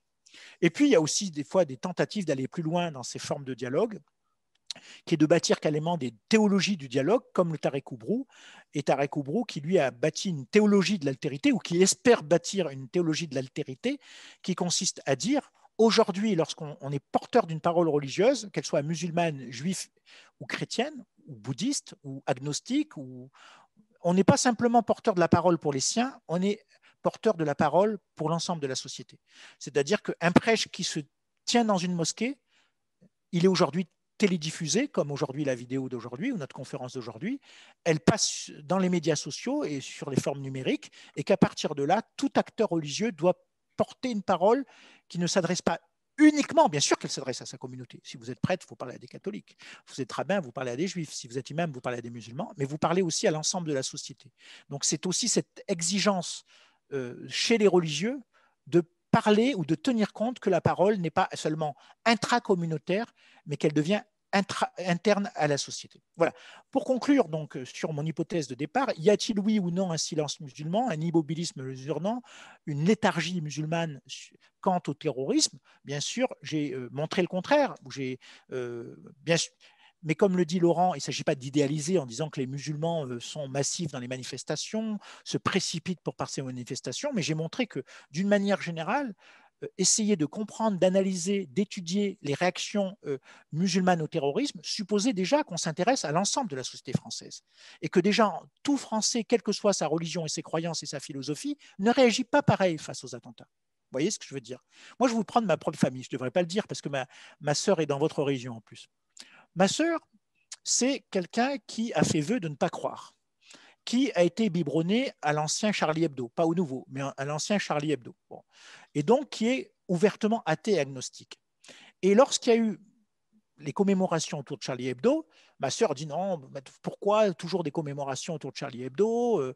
Oui, bien sûr, le terrorisme me frappe, mais pas plus. Et un jour, ma mère était traitée pour Alzheimer et a vu le journal des Alzheimer dit nous, les Alzheimer, nous sommes Charlie Hebdo. Et ça, effectivement, fait rire ma sœur en disant mais même si eux sont Charlie Hebdo, est-ce que moi, je dois l'être aussi? Donc, tout ça pour vous dire que même ma sœur, qui pourtant était biberonnée, et mon frère encore plus, en plus, il a des cultures du Sud-Ouest encore plus agnostiques, ce qui n'est pas mon cas, hein, mais quelque part, j'ai envie de dire que même eux, ils réagissaient par rapport à ça en disant mais je peux être contre le terrorisme, mais sans forcément épouser, si je puis dire, les codes, les règles qui me seraient majoritaires. Bon, encore que ce n'est pas une question de majoritaire, mais en gros, ce n'est pas à l'État de me doit dire comment je dois réagir aux attentats, finalement. Vous voyez ce que je veux dire? Et ça, c'est une vraie question. Et les musulmans, finalement, ils ont réagi comme beaucoup de Français. Certains sont allés aux manifs, certains avaient des pancartes Charlie Hebdo, d'autres n'en avaient pas, certains ont préféré discuter en famille, certains ont fait les deux. Et donc, de ce point de vue-là, on voit bien la figure que décrit Gérard Mauger, c'est que l'islam de France, ou les communautés au pluriel musulmanes de France, dans leur diversité, ont réagi de manière très différente en fonction de leur milieu social, de leurs ressources intellectuelles, de leur ressenti par rapport à ces questions terroristes. C'est vrai qu'il y a eu un phénomène de cadrage. Pour les institutions musulmanes, c'est le discours de l'État. Et là, c'est vrai que les institutions musulmanes ont tellement été pressées de réagir qu'elles l'ont fait, mais ça ne veut pas dire qu'elles ne l'ont pas fait sincèrement. Mais leur discours a été quand même très cadré par, je dirais, les institutions françaises. Et le ministère de l'Intérieur a joué un rôle énorme pour réunir des associations musulmanes pour faire des consultations sur ces questions de terrorisme. Hein, c'est ce qu'on a appelé le processus de consultation autour de l'islam de France, qui a commencé avec Chevènement, mais qui s'est poursuivi avec les différents ministres de l'Intérieur et qui a été relancé au moment des attentats d'ailleurs, jusqu'à aujourd'hui. Ça, c'est un premier type de cadrage. Hein. Le deuxième type de cadrage, donc très institutionnel. Puis vous avez un cadrage aussi générationnel. Comme je vous l'ai dit tout à l'heure, l'un des facteurs, pas un facteur, mais une série de facteurs qui expliquent aussi la diversité des réactions au terrorisme chez les musulmans croyants et pratiquants, c'est aussi le fait d'être né en France et éduqué en France. Et là, chez les jeunes musulmans socialisés en France, y compris les plus critiques sur l'islam orthodoxe, l'islam conservateur, il y a une difficulté à accepter de devoir se prononcer. En gros, dire, mais moi je suis français, je suis citoyen français, je condamne le terrorisme, mais est-ce que je dois le crier plus fort que d'autres Français? Voyez. Et là, c'est vrai qu'il y a un phénomène générationnel qui est presque un phénomène de personnes qui se sentent à l'aise dans leur basket française, si je puis dire, et qui du coup, ou dans leur béret basque français, j'aurais presque envie de dire, et qui n'ont pas envie, en tant que musulmans, de sortir leur béret basque pour mettre une chéchia pour dénoncer le terrorisme.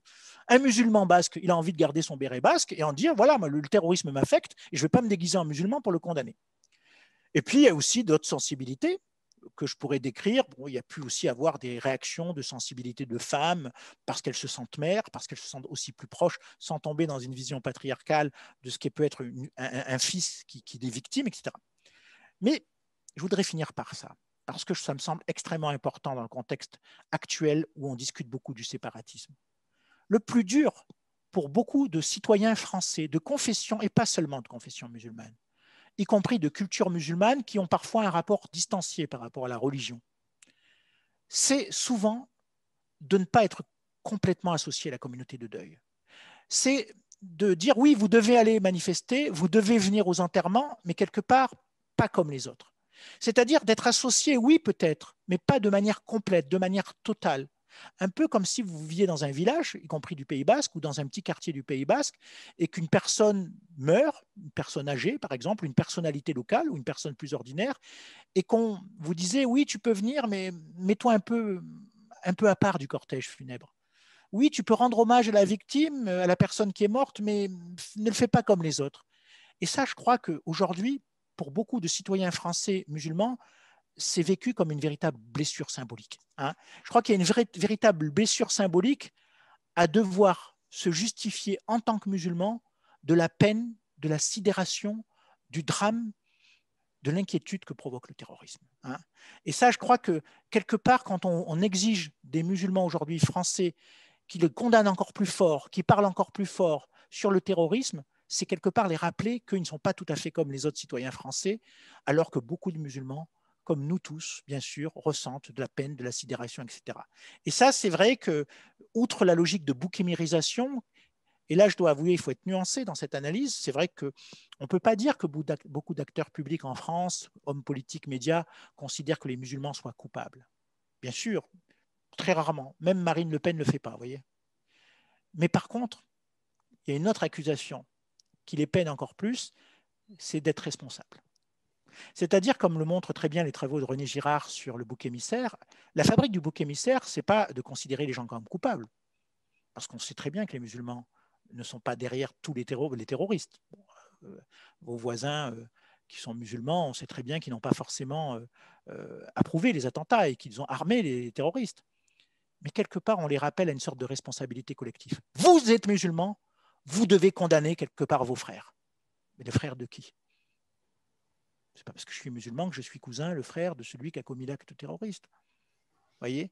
Et ça, ce processus, non pas de culpabilisation directe, mais indirecte, par ce qu'on appelle le processus de bouc émissaire, vous n'êtes pas coupable, mais vous êtes quand même responsable de ce que font les terroristes. Je crois que c'est vécu aujourd'hui par beaucoup de musulmans comme une blessure symbolique qui finalement les voient comme des séparatistes, pas seulement de la nation, mais pire encore que la nation, celle du deuil. Et or, le deuil fait nation. Et ne pas être complètement associé au deuil national en tant que citoyen français normal, prof, éducateur, policier, gendarme, professeur, c'est une blessure profonde que ressentent aujourd'hui non pas forcément des gens très populaires, mais aussi des gens qui sont profs, qui sont de profession intermédiaire, profession médicale, qui en ont ras-le-bol d'être toujours rappelés à leur islamité quand ils prennent la parole. Je vous remercie. Merci beaucoup. Alors, est-ce que vous avez du coup des questions? Allez-y, même de tout, hein, questions, remarques, voilà. Du coup, vous ouvrez votre micro et vous prenez la parole sans problème. N'hésitez pas, on n'est pas là pour juger, on n'est pas là pour... voilà, faut pas, on est là pour discuter. Bon, on aurait bien le fait en direct. Bon, on est en vidéo.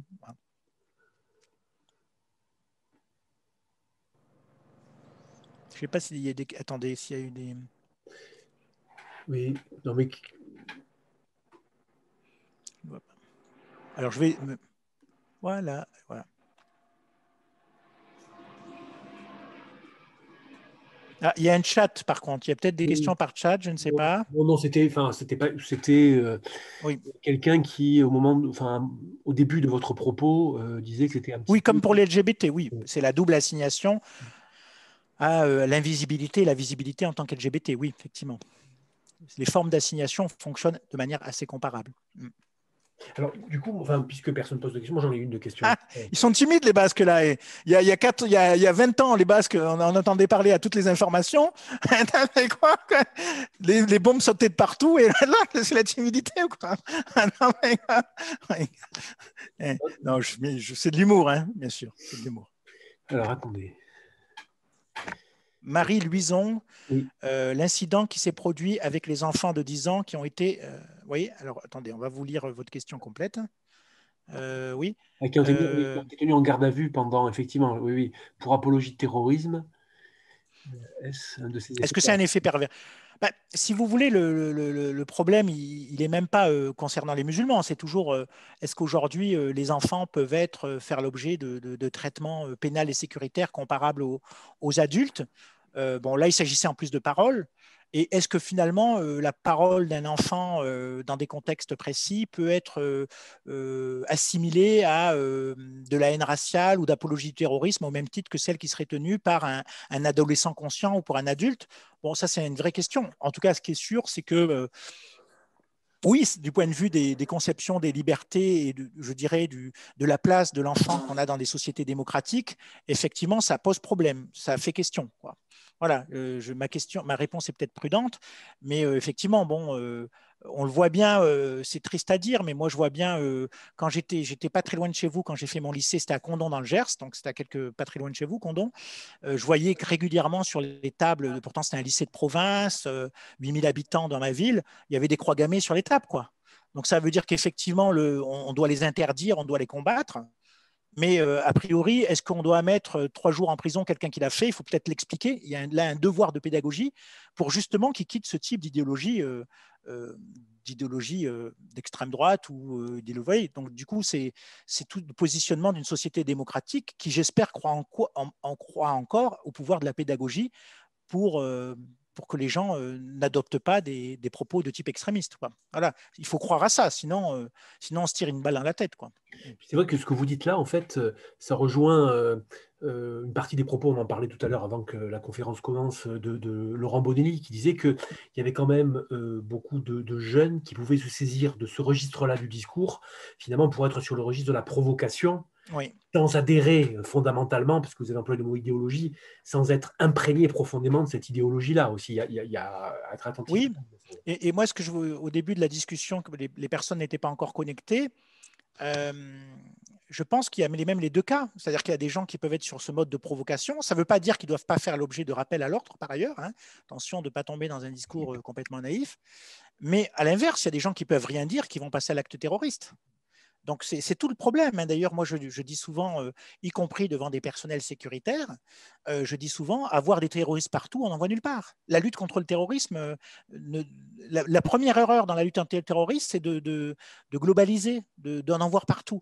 Donc, si vous estimez qu'aujourd'hui, un enfant de 5 ans peut être un terroriste, j'ai envie de dire que ça montre une certaine défaut de la lutte antiterroriste, quoi. Je veux dire que, voilà. Et ce que vous dites, Laurent, par rapport à ça, c'est qu'il faut savoir resituer une parole. Il faut savoir parfois effectivement la condamner aussi, mais il faut que la condamnation soit adaptée et surtout avec une finalité. S'il s'agit de punir pour punir, non. Il s'agit de punir pour que la personne ne retienne pas cette parole, voilà, et surtout elle ne tienne pas à l'âge adulte. Voilà, donc oui. Alors, il y a oui, qu'est-ce qui m'a donné envie? Ben, merci pour cette question personnelle. Non, mais oui, non, mais je pense que c'est toujours des bonnes questions. Alors, moi, c'est un peu particulier parce que c'est vrai que dans ma famille, la question, d'abord, d'une manière sur les... Bon, là, Laurent pourrait aussi répondre. Hein, il a connu Bruno Etienne et tout. Dans ma famille, c'est vrai que ma mère était très intéressée par ces questions d'islam très tôt. Elle avait vécu en Algérie. Mon grand-père était colonel de gendarmerie, général de gendarmerie. Il est devenu général après, pardon. Et donc, elle a appris l'arabe, très, très sensible à tout ce qui était religion musulmane. Donc voilà. Et donc, elle ne m'a pas du tout initié parce que je n'avais pas envie de travailler sur l'islam et le monde arabe, parce que je suis devenu partout. J'avais plutôt envie de travailler sur l'Afrique noire parce que j'avais passé mon enfance en Afrique noire. Donc, je voulais aller à Bordeaux, qui était le grand pôle d'Afrique noire en Sciences Po. Finalement, je suis allé sur le monde arabe. Voilà. Et puis, moi, très tôt, moi, j'ai beaucoup plus été initié plus jeune à tout ce qui était en fait une grande question qui m'a secoué adolescent, et je ne mens pas en vous disant ça, c'était comprendre comment des États démocratiques de l'entre-deux-guerres avaient pu cautionner ce qu'avait été l'entreprise d'extermination en fait. Et ça m'a beaucoup marqué. Vous voyez, moi, je n'étais pas d'une famille qui avait été déportée, et j'avais été d'une famille qui avait été résistante en partie, pas toute, hein, mais pas forcément victime de l'extermination, mais ça m'avait traumatisé. Comment un État comme l'Allemagne, comment une France républicaine peut déboucher sur un État comme Vichy, et ça m'a vraiment interrogé sur que finalement, une démocratie, elle peut sécréter du vivre ensemble de manière pacifique, mais elle peut aussi sécréter des tendances qui sont parfois autoritaires et même génocidaires, quoi. Et non pas que je suis en train d'accuser la démocratie de déboucher sur ça, hein, ce n'est pas mon propos, mais c'était pour moi une énigme, en fait, en étant adolescent. Mais comment nous, on peut faire ça, en fait? Et quand Chirac a reconnu la responsabilité de l'État français au moment du Veldiv, je me suis reconnu dans cette déclaration. Parce que moi, j'avais été élevé par une famille dans laquelle on m'avait toujours dit ouais, ben, 90% des officiers de gendarmerie, ils n'ont rien dit au moment de la déportation. 90% des magistrats, ils n'ont rien dit au moment de la déportation. Et ça, c'est quelque chose. Après, il y avait peut-être un phénomène de culpabilité familiale. Non pas que j'ai eu forcément des grands-parents ou des arrière-grands-parents collaborateurs, peut-être plus le contraire dans le cas de ma famille, mais quand même, j'avais une sorte de... Et donc, oui, ça m'a incité à penser, mais... Alors, je ne compare pas, bien sûr, le drame du passé à ce qui se passe aujourd'hui, ce n'est pas du tout mon propos, mais j'ai envie de dire que comment nous, à partir de postures qui se réclament des libertés, de la démocratie, on peut aussi produire des formes d'intolérance et d'autoritarisme. Et c'est ça qui m'a interrogé très tôt et qui m'a peut-être poussé à travailler sur ces formes d'incompréhension, de crispation, de désigner des gens par des altérités, alors que ces gens, finalement, nous ressemblent. Vous savez, le professeur commun qu'on a eu avec Laurent, qui était Bruno Etienne, dont je me disputais souvent avec lui, je dois avouer, mais disait pour des musulmans que ce sont des gens anormalement normaux. Ben oui, et il voulait dire par là qu'en fait, il y a parfois plus de points communs entre deux Marseillais, quelle que soit leur religion, qu'entre un Marseillais et un Parisien, par exemple. Là, il y a une altérité peut-être encore plus forte. Et voilà, et quand il disait, et là, je pense qu'effectivement, c'est aussi de montrer que c'est pas parce que vous êtes porteur d'une religion qui d'ailleurs, il disait une autre chose, Bruno Etienne, qui était très. Parce qu'il avait des grandes figures métaphoriques et provocatrices, parce que lui, c'était un vrai provocateur, par contre. Hein. Moi, je le suis beaucoup moins. Et il disait aussi, imaginez un Martien qui arrive sur Terre. Il voit une synagogue, une église et une mosquée. Ben, il croit que c'est la même chose. Et il avait raison, c'est-à-dire que finalement, quand on regarde même l'histoire de nos sociétés par rapport à l'influence de on dit la culture judéo-chrétienne, mais les vraies références, c'est une culture assez commune, très monothéiste, très unitaire, de transcendance, où finalement les tabous liés à la sexualité, au statut de la femme sont finalement très communs. Vous voyez ce que je veux dire? Et ce qui relève des différences relève plutôt de l'évolution des sociétés, ou même, je dirais, des individus et des groupes. Donc voilà, c'est peut-être ça qui m'a incité à cette complexification du rapport à l'altérité, dont j'ai découvert qu'elle n'était pas altérité finalement. Voilà. Et ce que je voyais comme différent était parfois assez commun. Voilà, c'est pas que je nie les différences, c'est que je dis simplement que pour comprendre des processus sociaux, notamment liés à l'islam, ben, il faut parfois les rattacher à des processus communs à beaucoup de choses, voilà, et notamment à l'histoire, l'importance de l'histoire. Je crois que c'est très important qu'on oublie que l'identité française, la nation française, elle s'est construite dans un double mouvement d'universalisme, mais de désignation souvent de minoritaires. Pour exister en tant qu'universel, il faut souvent désigner une minoritaire. Ça a été longtemps les protestants, ça a été aussi très longtemps les juifs, et aujourd'hui, je pense que cet universalisme se construit aussi dans la désignation d'un minoritaire qui est pourtant pas minoritaire du tout. Moi, je ne crois pas du tout en l'existence d'une minorité musulmane. Je crois à l'existence d'une minorisation peut-être, mais pas d'une minorité. Voilà pour répondre à la question qui m'a été posée. Je veux bien poser une petite question. Avec plaisir. Ouais, d'abord, remercier. Ça fait du bien hein, de vous entendre, d'entendre de l'intelligence et de l'analyse, là où on entend quand même des théories qui font un peu peur. Et justement, sur les mécanismes qui conduisent à imaginer que la religion musulmane ne pourrait pas trouver place au sein de la République. On entend cette musique très très forte, surtout quand on entend où on tombe sur une émission sur Paris Première un soir, par exemple. Hein.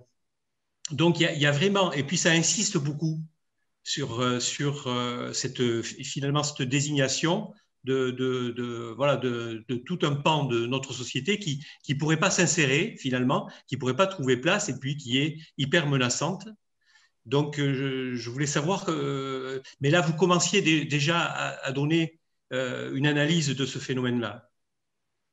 Oui, c'est-à-dire que déjà, je pense que au-delà de l'islam, c'est notre rapport essentialiste aux croyances et aux pratiques et aux textes religieux. C'est-à-dire qu'est-ce qu'on peut considérer qu'un texte religieux, d'abord, est-ce qu'il est producteur de comportements et d'attitudes? Ça, c'est une vraie question hein, que je pose. On voit bien qu'aujourd'hui, si on jugeait uniquement le judaïsme et le christianisme uniquement par rapport à des textes, on pourrait être horrifié quelque part. Hein. Bon. Deuxièmement, c'est supposer que les individus aujourd'hui ou les groupes sociaux puissent avoir des lectures, je dirais, mécaniques. Moi, je vous donne souvent cet exemple. En France, aujourd'hui, on pourrait quasiment expulser tous les imams. Pas tous, non, j'exagère. Vous voyez, là, je rentre dans un cliché. On pourrait expulser beaucoup d'imams parce qu'ils tiennent un discours, grosso modo, celui-là sur l'homosexualité, beaucoup. Les homosexuels peuvent vivre en France, ils ont le droit d'être français, mais nous, on ne peut pas justifier théologiquement l'homosexualité. Bon, ah, donc vous êtes homophobe. Bon. Sauf qu'on a oublié qu'en France, 3 millions de personnes sont quand même descendues dans la rue contre le mariage pour tous. Vous voyez ce que je veux dire? D'ailleurs, moi, j'étais un de ceux qui est, bon, je ne dirais pas, mais à titre personnel, je n'étais pas contre le mariage pour tous, bien au contraire. Mais en revanche, je n'aurais pas non plus considéré que ceux qui se posaient des questions légitimes sur le mariage pour tous étaient des affreux intégristes catholiques qui voulaient tuer la République. Vous voyez, donc de ce point de vue-là, c'est aussi, je crois qu'il y a une focalisation négative, anxiogène, pas seulement sur l'islam, mais aussi sur des formes de conviction dont on pense que les individus ne sont pas suffisamment matures pour les appliquer de manière très différenciée et de manière finalement très intelligente en fait. Voyez, les prêtres qui vont dire certaines choses dans les églises, ça n'en fait pas forcément des tueurs potentiels d'autres religions ou de gens qui ne sont pas de leur religion. Et c'est vrai pour les rabbins. Or, pour l'islam, on tente de faire des signes égaux et des signes mécaniques. C'est-à-dire qu'il y a un vrai problème de compréhension de ce qui est à la fois une croyance, une pratique, mais au-delà, je pense que ce n'est pas seulement l'islam qui est en cause, c'est supposée culture qui serait liée à l'islam, à l'arabité, etc., qui fait que, moi je le dis souvent, et c'est pour ça que j'aime pas le terme laïciste quand on dit oui, il y a des laïcistes, des intégristes de la laïcité. Là, je suis pas tout à fait d'accord avec Olivier Roy, alors qu'on est souvent d'accord et on écrit beaucoup de choses communes. Moi, en commun avec lui, parce qu'il est quand même plus âgé que moi, donc respect du maître, si je puis dire. Mais en revanche, je pense que derrière ce débat sur la laïcité, il y a aussi un débat sur les frontières de la nation française, en fait. Moi, je suis laïque. Moi, je pense que cette loi de séparation, elle est bonne. J'ai été invité plusieurs fois aux États-Unis et j'ai eu des discussions avec des officiels américains qui me disaient c'est votre laïcité qui est mauvaise, c'est pour ça qu'il y a l'intolérance. Je dis c'est pas vrai. J'ai même moi défendu la laïcité française. Je pense qu'aujourd'hui, il y a un usage de plus en plus nationaliste de la laïcité et qui fait que parce que on est persuadé que les musulmans ne sont pas tout à fait français, que du coup, on les accuse en défaut de laïcité. Voyez. Et donc, je pense que le vrai débat qu'il y a aujourd'hui en France cache, autour de la religion musulmane et autour de la laïcité, autour du séparatisme, cache un vrai problème sur les degrés de légitimité à être français. Voilà. Et du coup, c'est pour ça que je me distancie aussi par rapport au terme d'islamophobie que j'ai aidé à promouvoir en France. Mais je pense que ce n'est pas seulement de l'islamophobie et ce n'est pas que de l'islamophobie. Je pense que l'islamophobie contracte des formes de peur à l'égard des altérités plus globales, sociales parfois aussi, les classes dangereuses de banlieue, religieuses, musulmanes, mais aussi les origines nationales, où on doute que quelqu'un qui parfois vient d'un pays puisse être complètement français. Donc, mais qui tend de plus en plus, comme le montrent certains sociologues, à se transformer en peur de l'islam, mais qui finalement condense symboliquement d'autres peurs. Vous voyez, à la limite, il y a des gens qui sont parfaitement. Moi, je vois des gens qui disent l'islam est une belle religion, mais les musulmans sont des mauvaises gens. Donc, c'est une façon de dire, et qui est finalement de dire ce qui me fait peur, c'est pas l'islam, c'est plutôt les musulmans. Vous voyez. Et je crois que la peur autour des musulmans aujourd'hui en France, c'est une vraie interrogation, c'est qu'est-ce qu'être français finalement. Et un doute qu'ils ne sont pas complètement français. C'est pour ça, moi, je ne suis pas du tout partisan. Il y a des libres penseurs. Moi, je connais plein de libres penseurs. Ils ne sont pas du tout obsédés par l'islam. Ils sont obsédés par le fait. Vous voyez, ils vont s'en prendre aux catholiques, ils vont s'en prendre aux juifs. Et finalement, les libres penseurs sont souvent plus justes dans leur jugement que des gens qui se disent libres penseurs et qui ne le sont pas. Donc, vous voyez, moi, je pense qu'aujourd'hui, le débat sur la laïcité, qui est un débat légitime, hein, tous les débats sont légitimes, mais c'est pas la laïcité qui est en cause, en fait. D'ailleurs, ni les musulmans ne la mettent en cause, et ceux qui prétendent défendre la laïcité, finalement, se trompent de combat, parce que la laïcité française, elle est plutôt louée par les gens. Je dirais qu'aujourd'hui, finalement, d'abord parce qu'elle n'est pas seulement française, mais finalement, la laïcité française, elle permet de faire tellement de choses positives dans la reconnaissance, y compris du fait religieux, que je pense qu'elle est plutôt effectivement bénéfique. Et c'est pour ça que je pense que ceux qui se disent laïcs ne sont pas des laïcistes, ils sont des nationalistes radicaux déguisés, en fait. Voilà. C'est un peu mon propos. Oui. Oui, Ouais. on peut se demander quand même s'il n'y a pas une conjonction entre, d'une part, une approche de la question coloniale qui n'a pas été apurée, loin de là, et d'autre part, l'appréhension de la notion de laïcité. Ce que dit, c'est Patrick, Patrick Veil, non? Jean-Baptiste, Ah oui, qui dit, bon, je vais le citer, si l'esprit humain produit des dieux comme la gorge produit des sons, il faut accepter que tant qu'il y aura des hommes, il y aura des dieux. Or, beaucoup de discours sur la laïcité reposent sur l'idée que la religion est une passion mineure, optionnelle, et que son expression publique est par principe un scandale. Et donc, quand en plus ça se conjugue avec... Alors, tant que la dimension spirituelle ou l'expression spirituelle reste discrète, quand on est à la sphère privée, là, elle est concevable, disons. Mais quand en plus, elle produit des effets qui sont dramatiques, qui peuvent être dramatiques. Alors ça peut être du côté des sectes comme du côté des sectes référées au christianisme, hein, comme du côté des autres religions, la religion musulmane. Mais la religion musulmane, elle est quand même promue par ceux qui étaient auparavant non colonisés. Oui, alors je suis d'accord avec vous globalement, mais j'ai aussi insisté dans mon propos. Bon, c'est vrai que il y a des héritages, il y a des filiations. C'est clair que le traitement colonial de l'islam, qui était un traitement paradoxal, puisqu'on a toujours refusé d'appliquer les laïcités aux territoires coloniaux, pour des raisons de surveillance, il vaut mieux voir le culte musulman et l'encadrer. Donc pour l'encadrer, il faut aller au-delà de la séparation. Donc toute la problématique coloniale qui a été parfois un peu différente selon les territoires coloniaux, mais ce qui rapprochait en tout cas, c'était l'idée qu'on ne pouvait pas appliquer la laïcité aux territoires coloniaux parce qu'il fallait bien que l'État intervienne pour encadrer. Bon, ça c'est vrai qu'il y a... Alors est-ce que c'est une analogie, est-ce que c'est une filiation? En tout cas, il y a des mécanismes aujourd'hui de gestion de l'islam de France qui font énormément penser à ce qu'était le traitement de l'islam, par exemple en Algérie française ou la Tunisie du protectorat, ou bien sûr encore plus l'Afrique de l'Ouest. Là, je suis d'accord. Sauf que j'ajouterai quand même quelques nuances, et ça revient à ce que je disais tout à l'heure. Le traitement du judaïsme n'a pas été meilleur. Je veux dire que le traitement des Juifs de France, qui a consisté à vouloir parfois les assimiler de manière caricaturale, alors qu'ils l'étaient, hein, surtout dans votre région en plus. Les plus vieilles communautés juives étaient dans le sud-ouest de la France, bon, les Juifs bordelais, etc.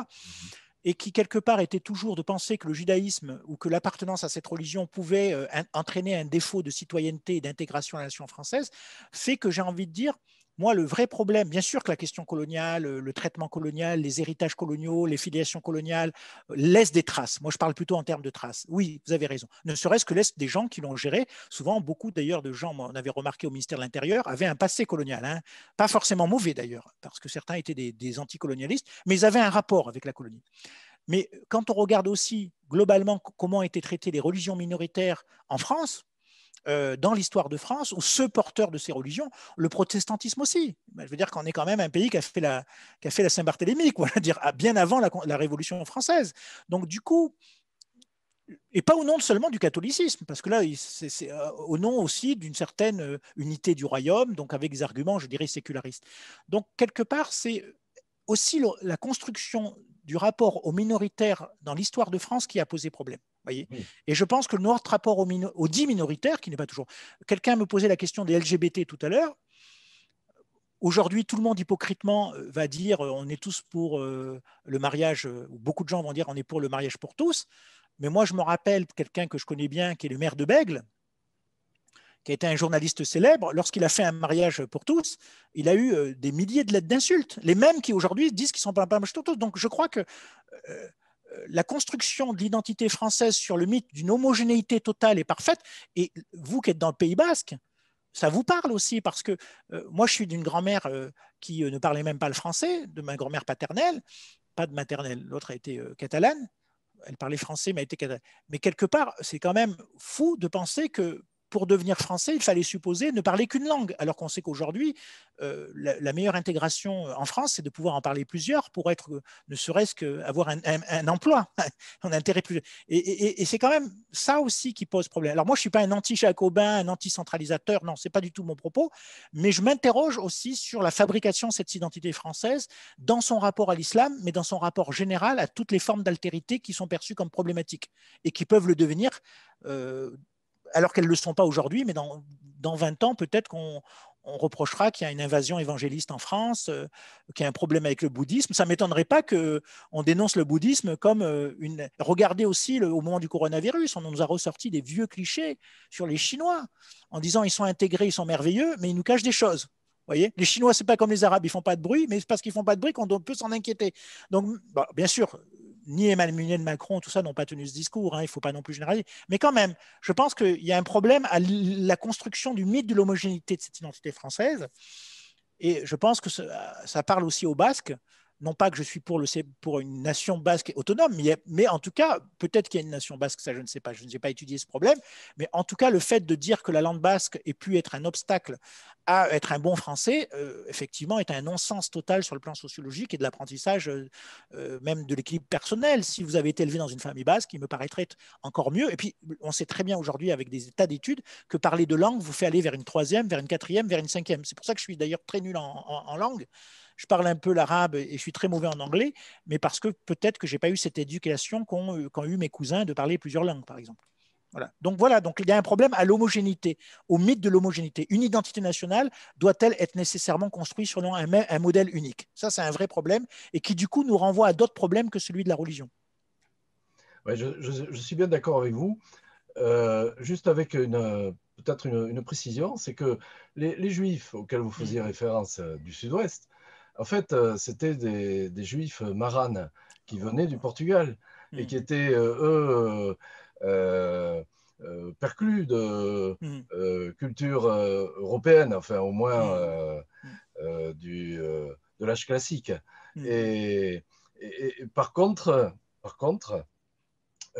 aujourd'hui, et en plus, ils amenaient des richesses avec eux. Oui, C'est-à-dire, culturel. Bayonne, ils ont amené le chocolat. De savoir-faire, quoi. Voilà, absolument. Savoir-faire, oui, tout à fait. Et ce qui est perçu par une grande partie, je pense, de la population française, c'est que, en fait, les Maghrébins aujourd'hui, musulmans maghrébins ou maghrébins musulmans, ils sont perçus plus comme une charge que comme une ressource. Alors que finalement, rien n'est plus différent que deux personnes d'origine maghrébine entre elles, quoi. Vous voyez?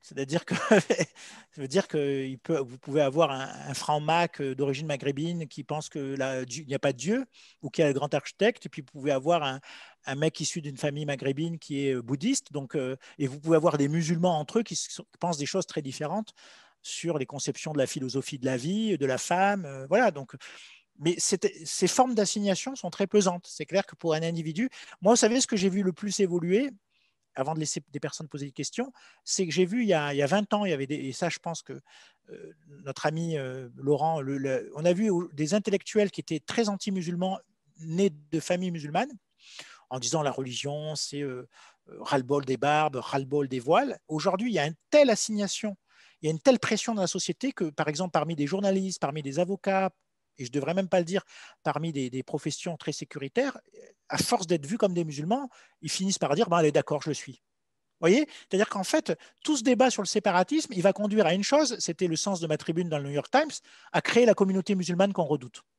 C'est-à-dire qu'à force d'assigner les gens à leur islamité, moi j'en vois, mon entourage est rempli de cette classe moyenne qui, quand ils ont vu le voile, moi j'ai plus de 50 ans, de 52 ans, quand ils ont vu le voile il y a 20 ans, ah non, mais nous on n'est pas comme ça, dans nos familles algériennes, on n'a pas été élevés avec le voile.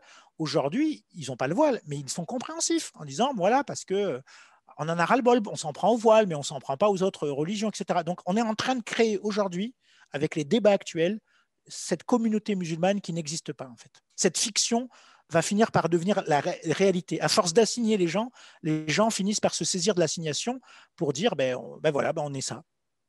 On est français, mais on est ça. Voilà.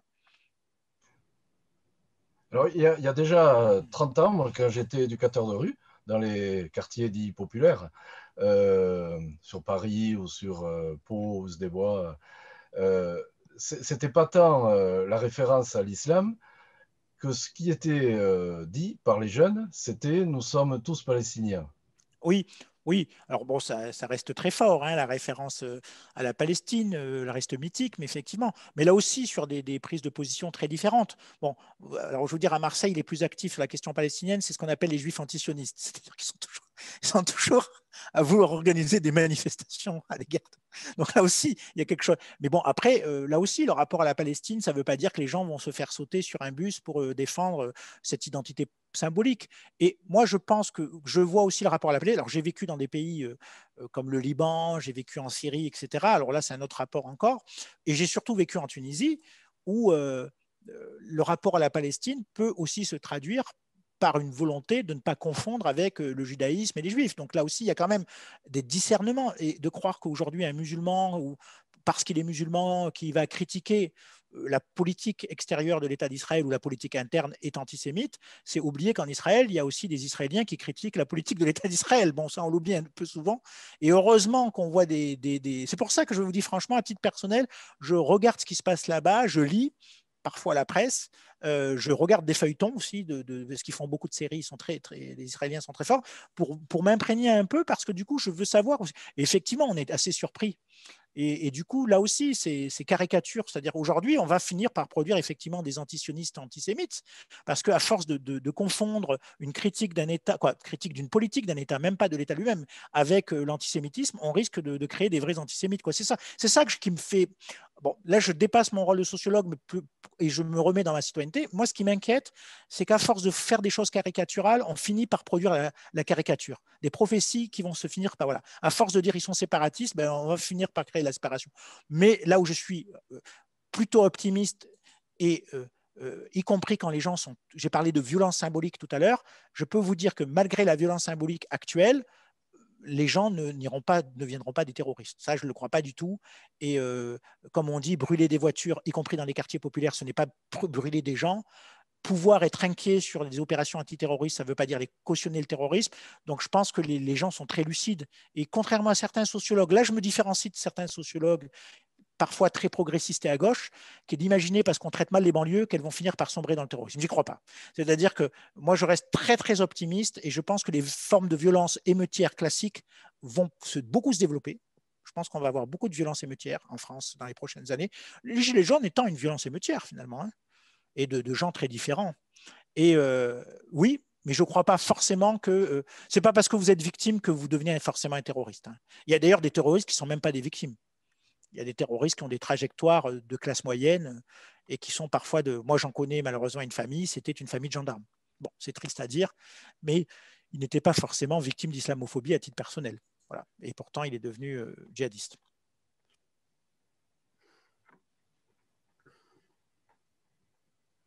Oui, s'il y a d'autres...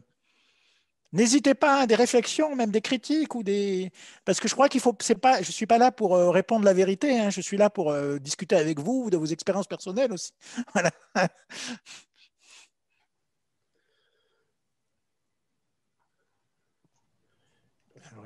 S'il n'y a pas d'autres questions, c'est quoi. Alors j'y reviens sur quand même quelque chose qui me préoccupe, et puis dans mon entourage aussi, c'est que moi j'ai été frappé par quand même la tiédeur des réactions relayées par les médias, hein, des réactions de la plupart des imams, et ou même des...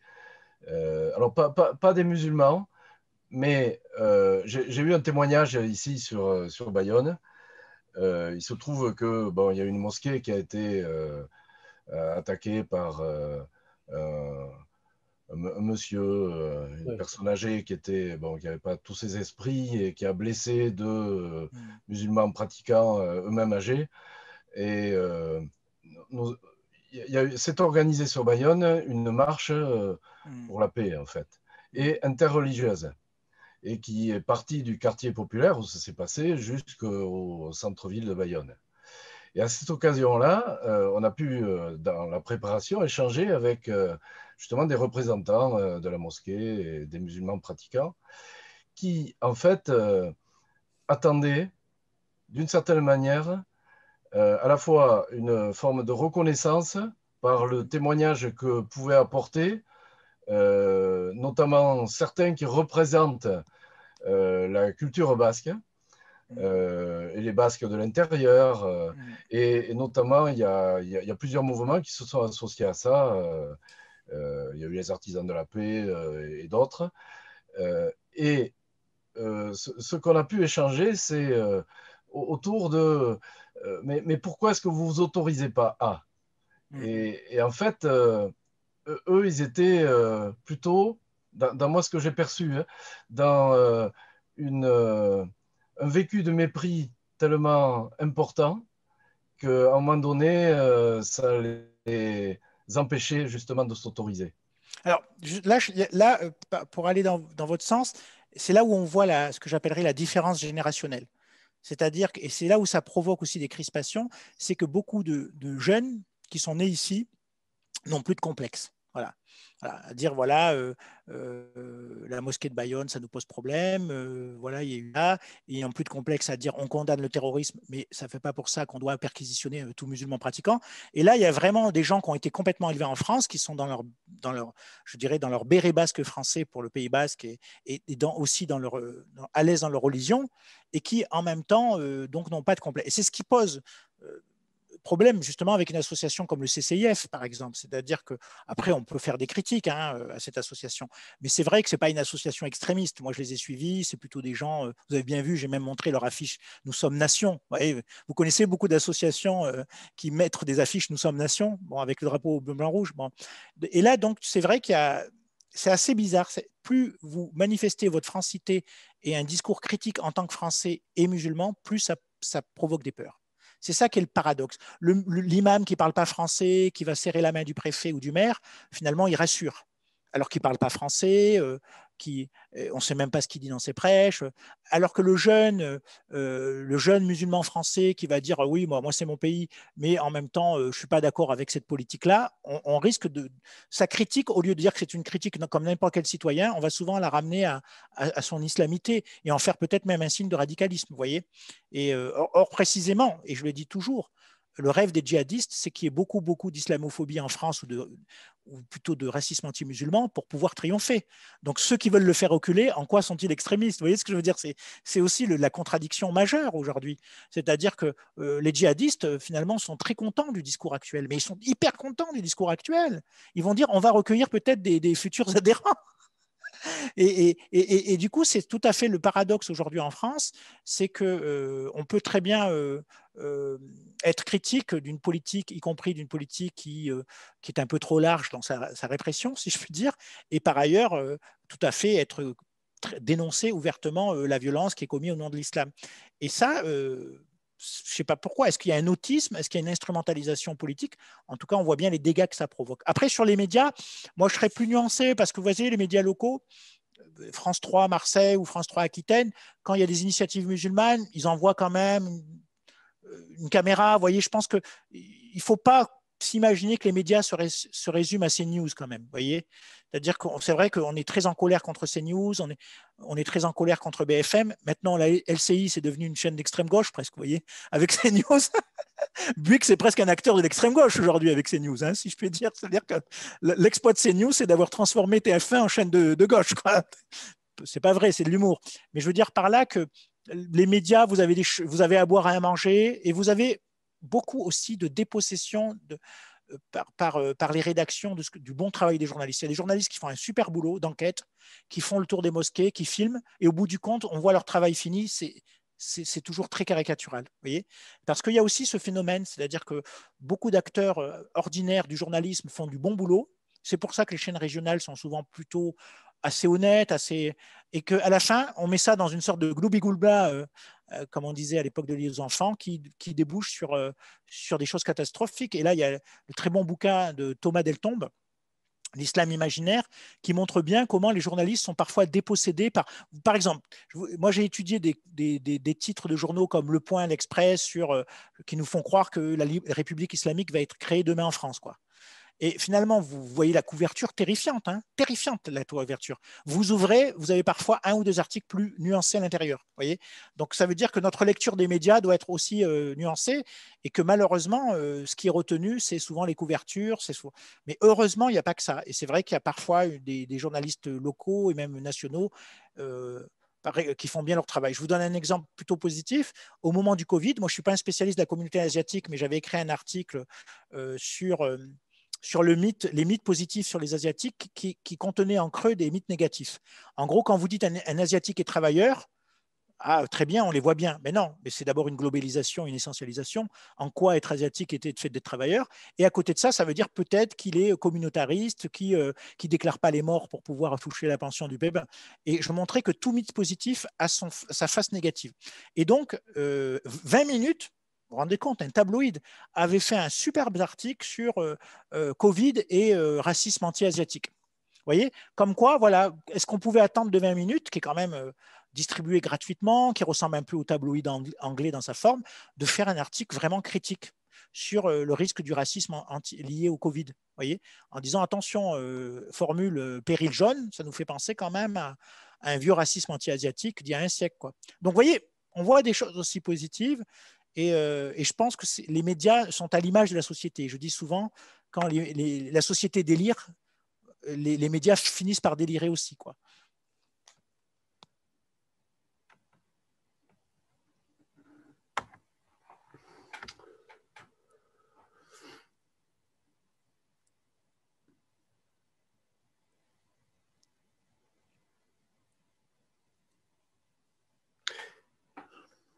S'il n'y a pas d'autres questions, du coup, je propose que on arrête là. Parce qu'on a largement dépassé le temps qui était imparti, avec plaisir d'ailleurs. Non, mais... Je ne sais pas quelle heure il est. Oui, il est 7h moins 10, mais c'est juste... Mais si d'autres personnes ont des questions, volontiers... Mais ils peuvent me les envoyer aussi. Il n'y a aucun problème, je leur répondrai. Voilà. En tout cas, j'espère que je ne vous ai pas ennuyé. Voilà. Non, au contraire. Moi, je trouvais que c'était... je le dis honnêtement, on se connaît, vraiment très... extrêmement de finesse. Je rejoins ce que disait Noël tout à l'heure. Vraiment, effectivement, ça complexifie un petit peu nos lunettes sur une réalité qui pourrait à un moment donné effectivement se présenter dans l'emporte-pièce pour chacun d'entre nous. Donc vraiment, effectivement, extrêmement éclairant. Voilà, et puis écoutez, au plaisir de vous revoir chez vous ou à Marseille. Hein, voilà, donc bienvenue à Marseille, qui est une belle ville, avec aussi des fractures sociales terribles. Et là aussi, il y a le mythe cosmopolite marseillais, mais il y a aussi malheureusement aussi des fractures sociales.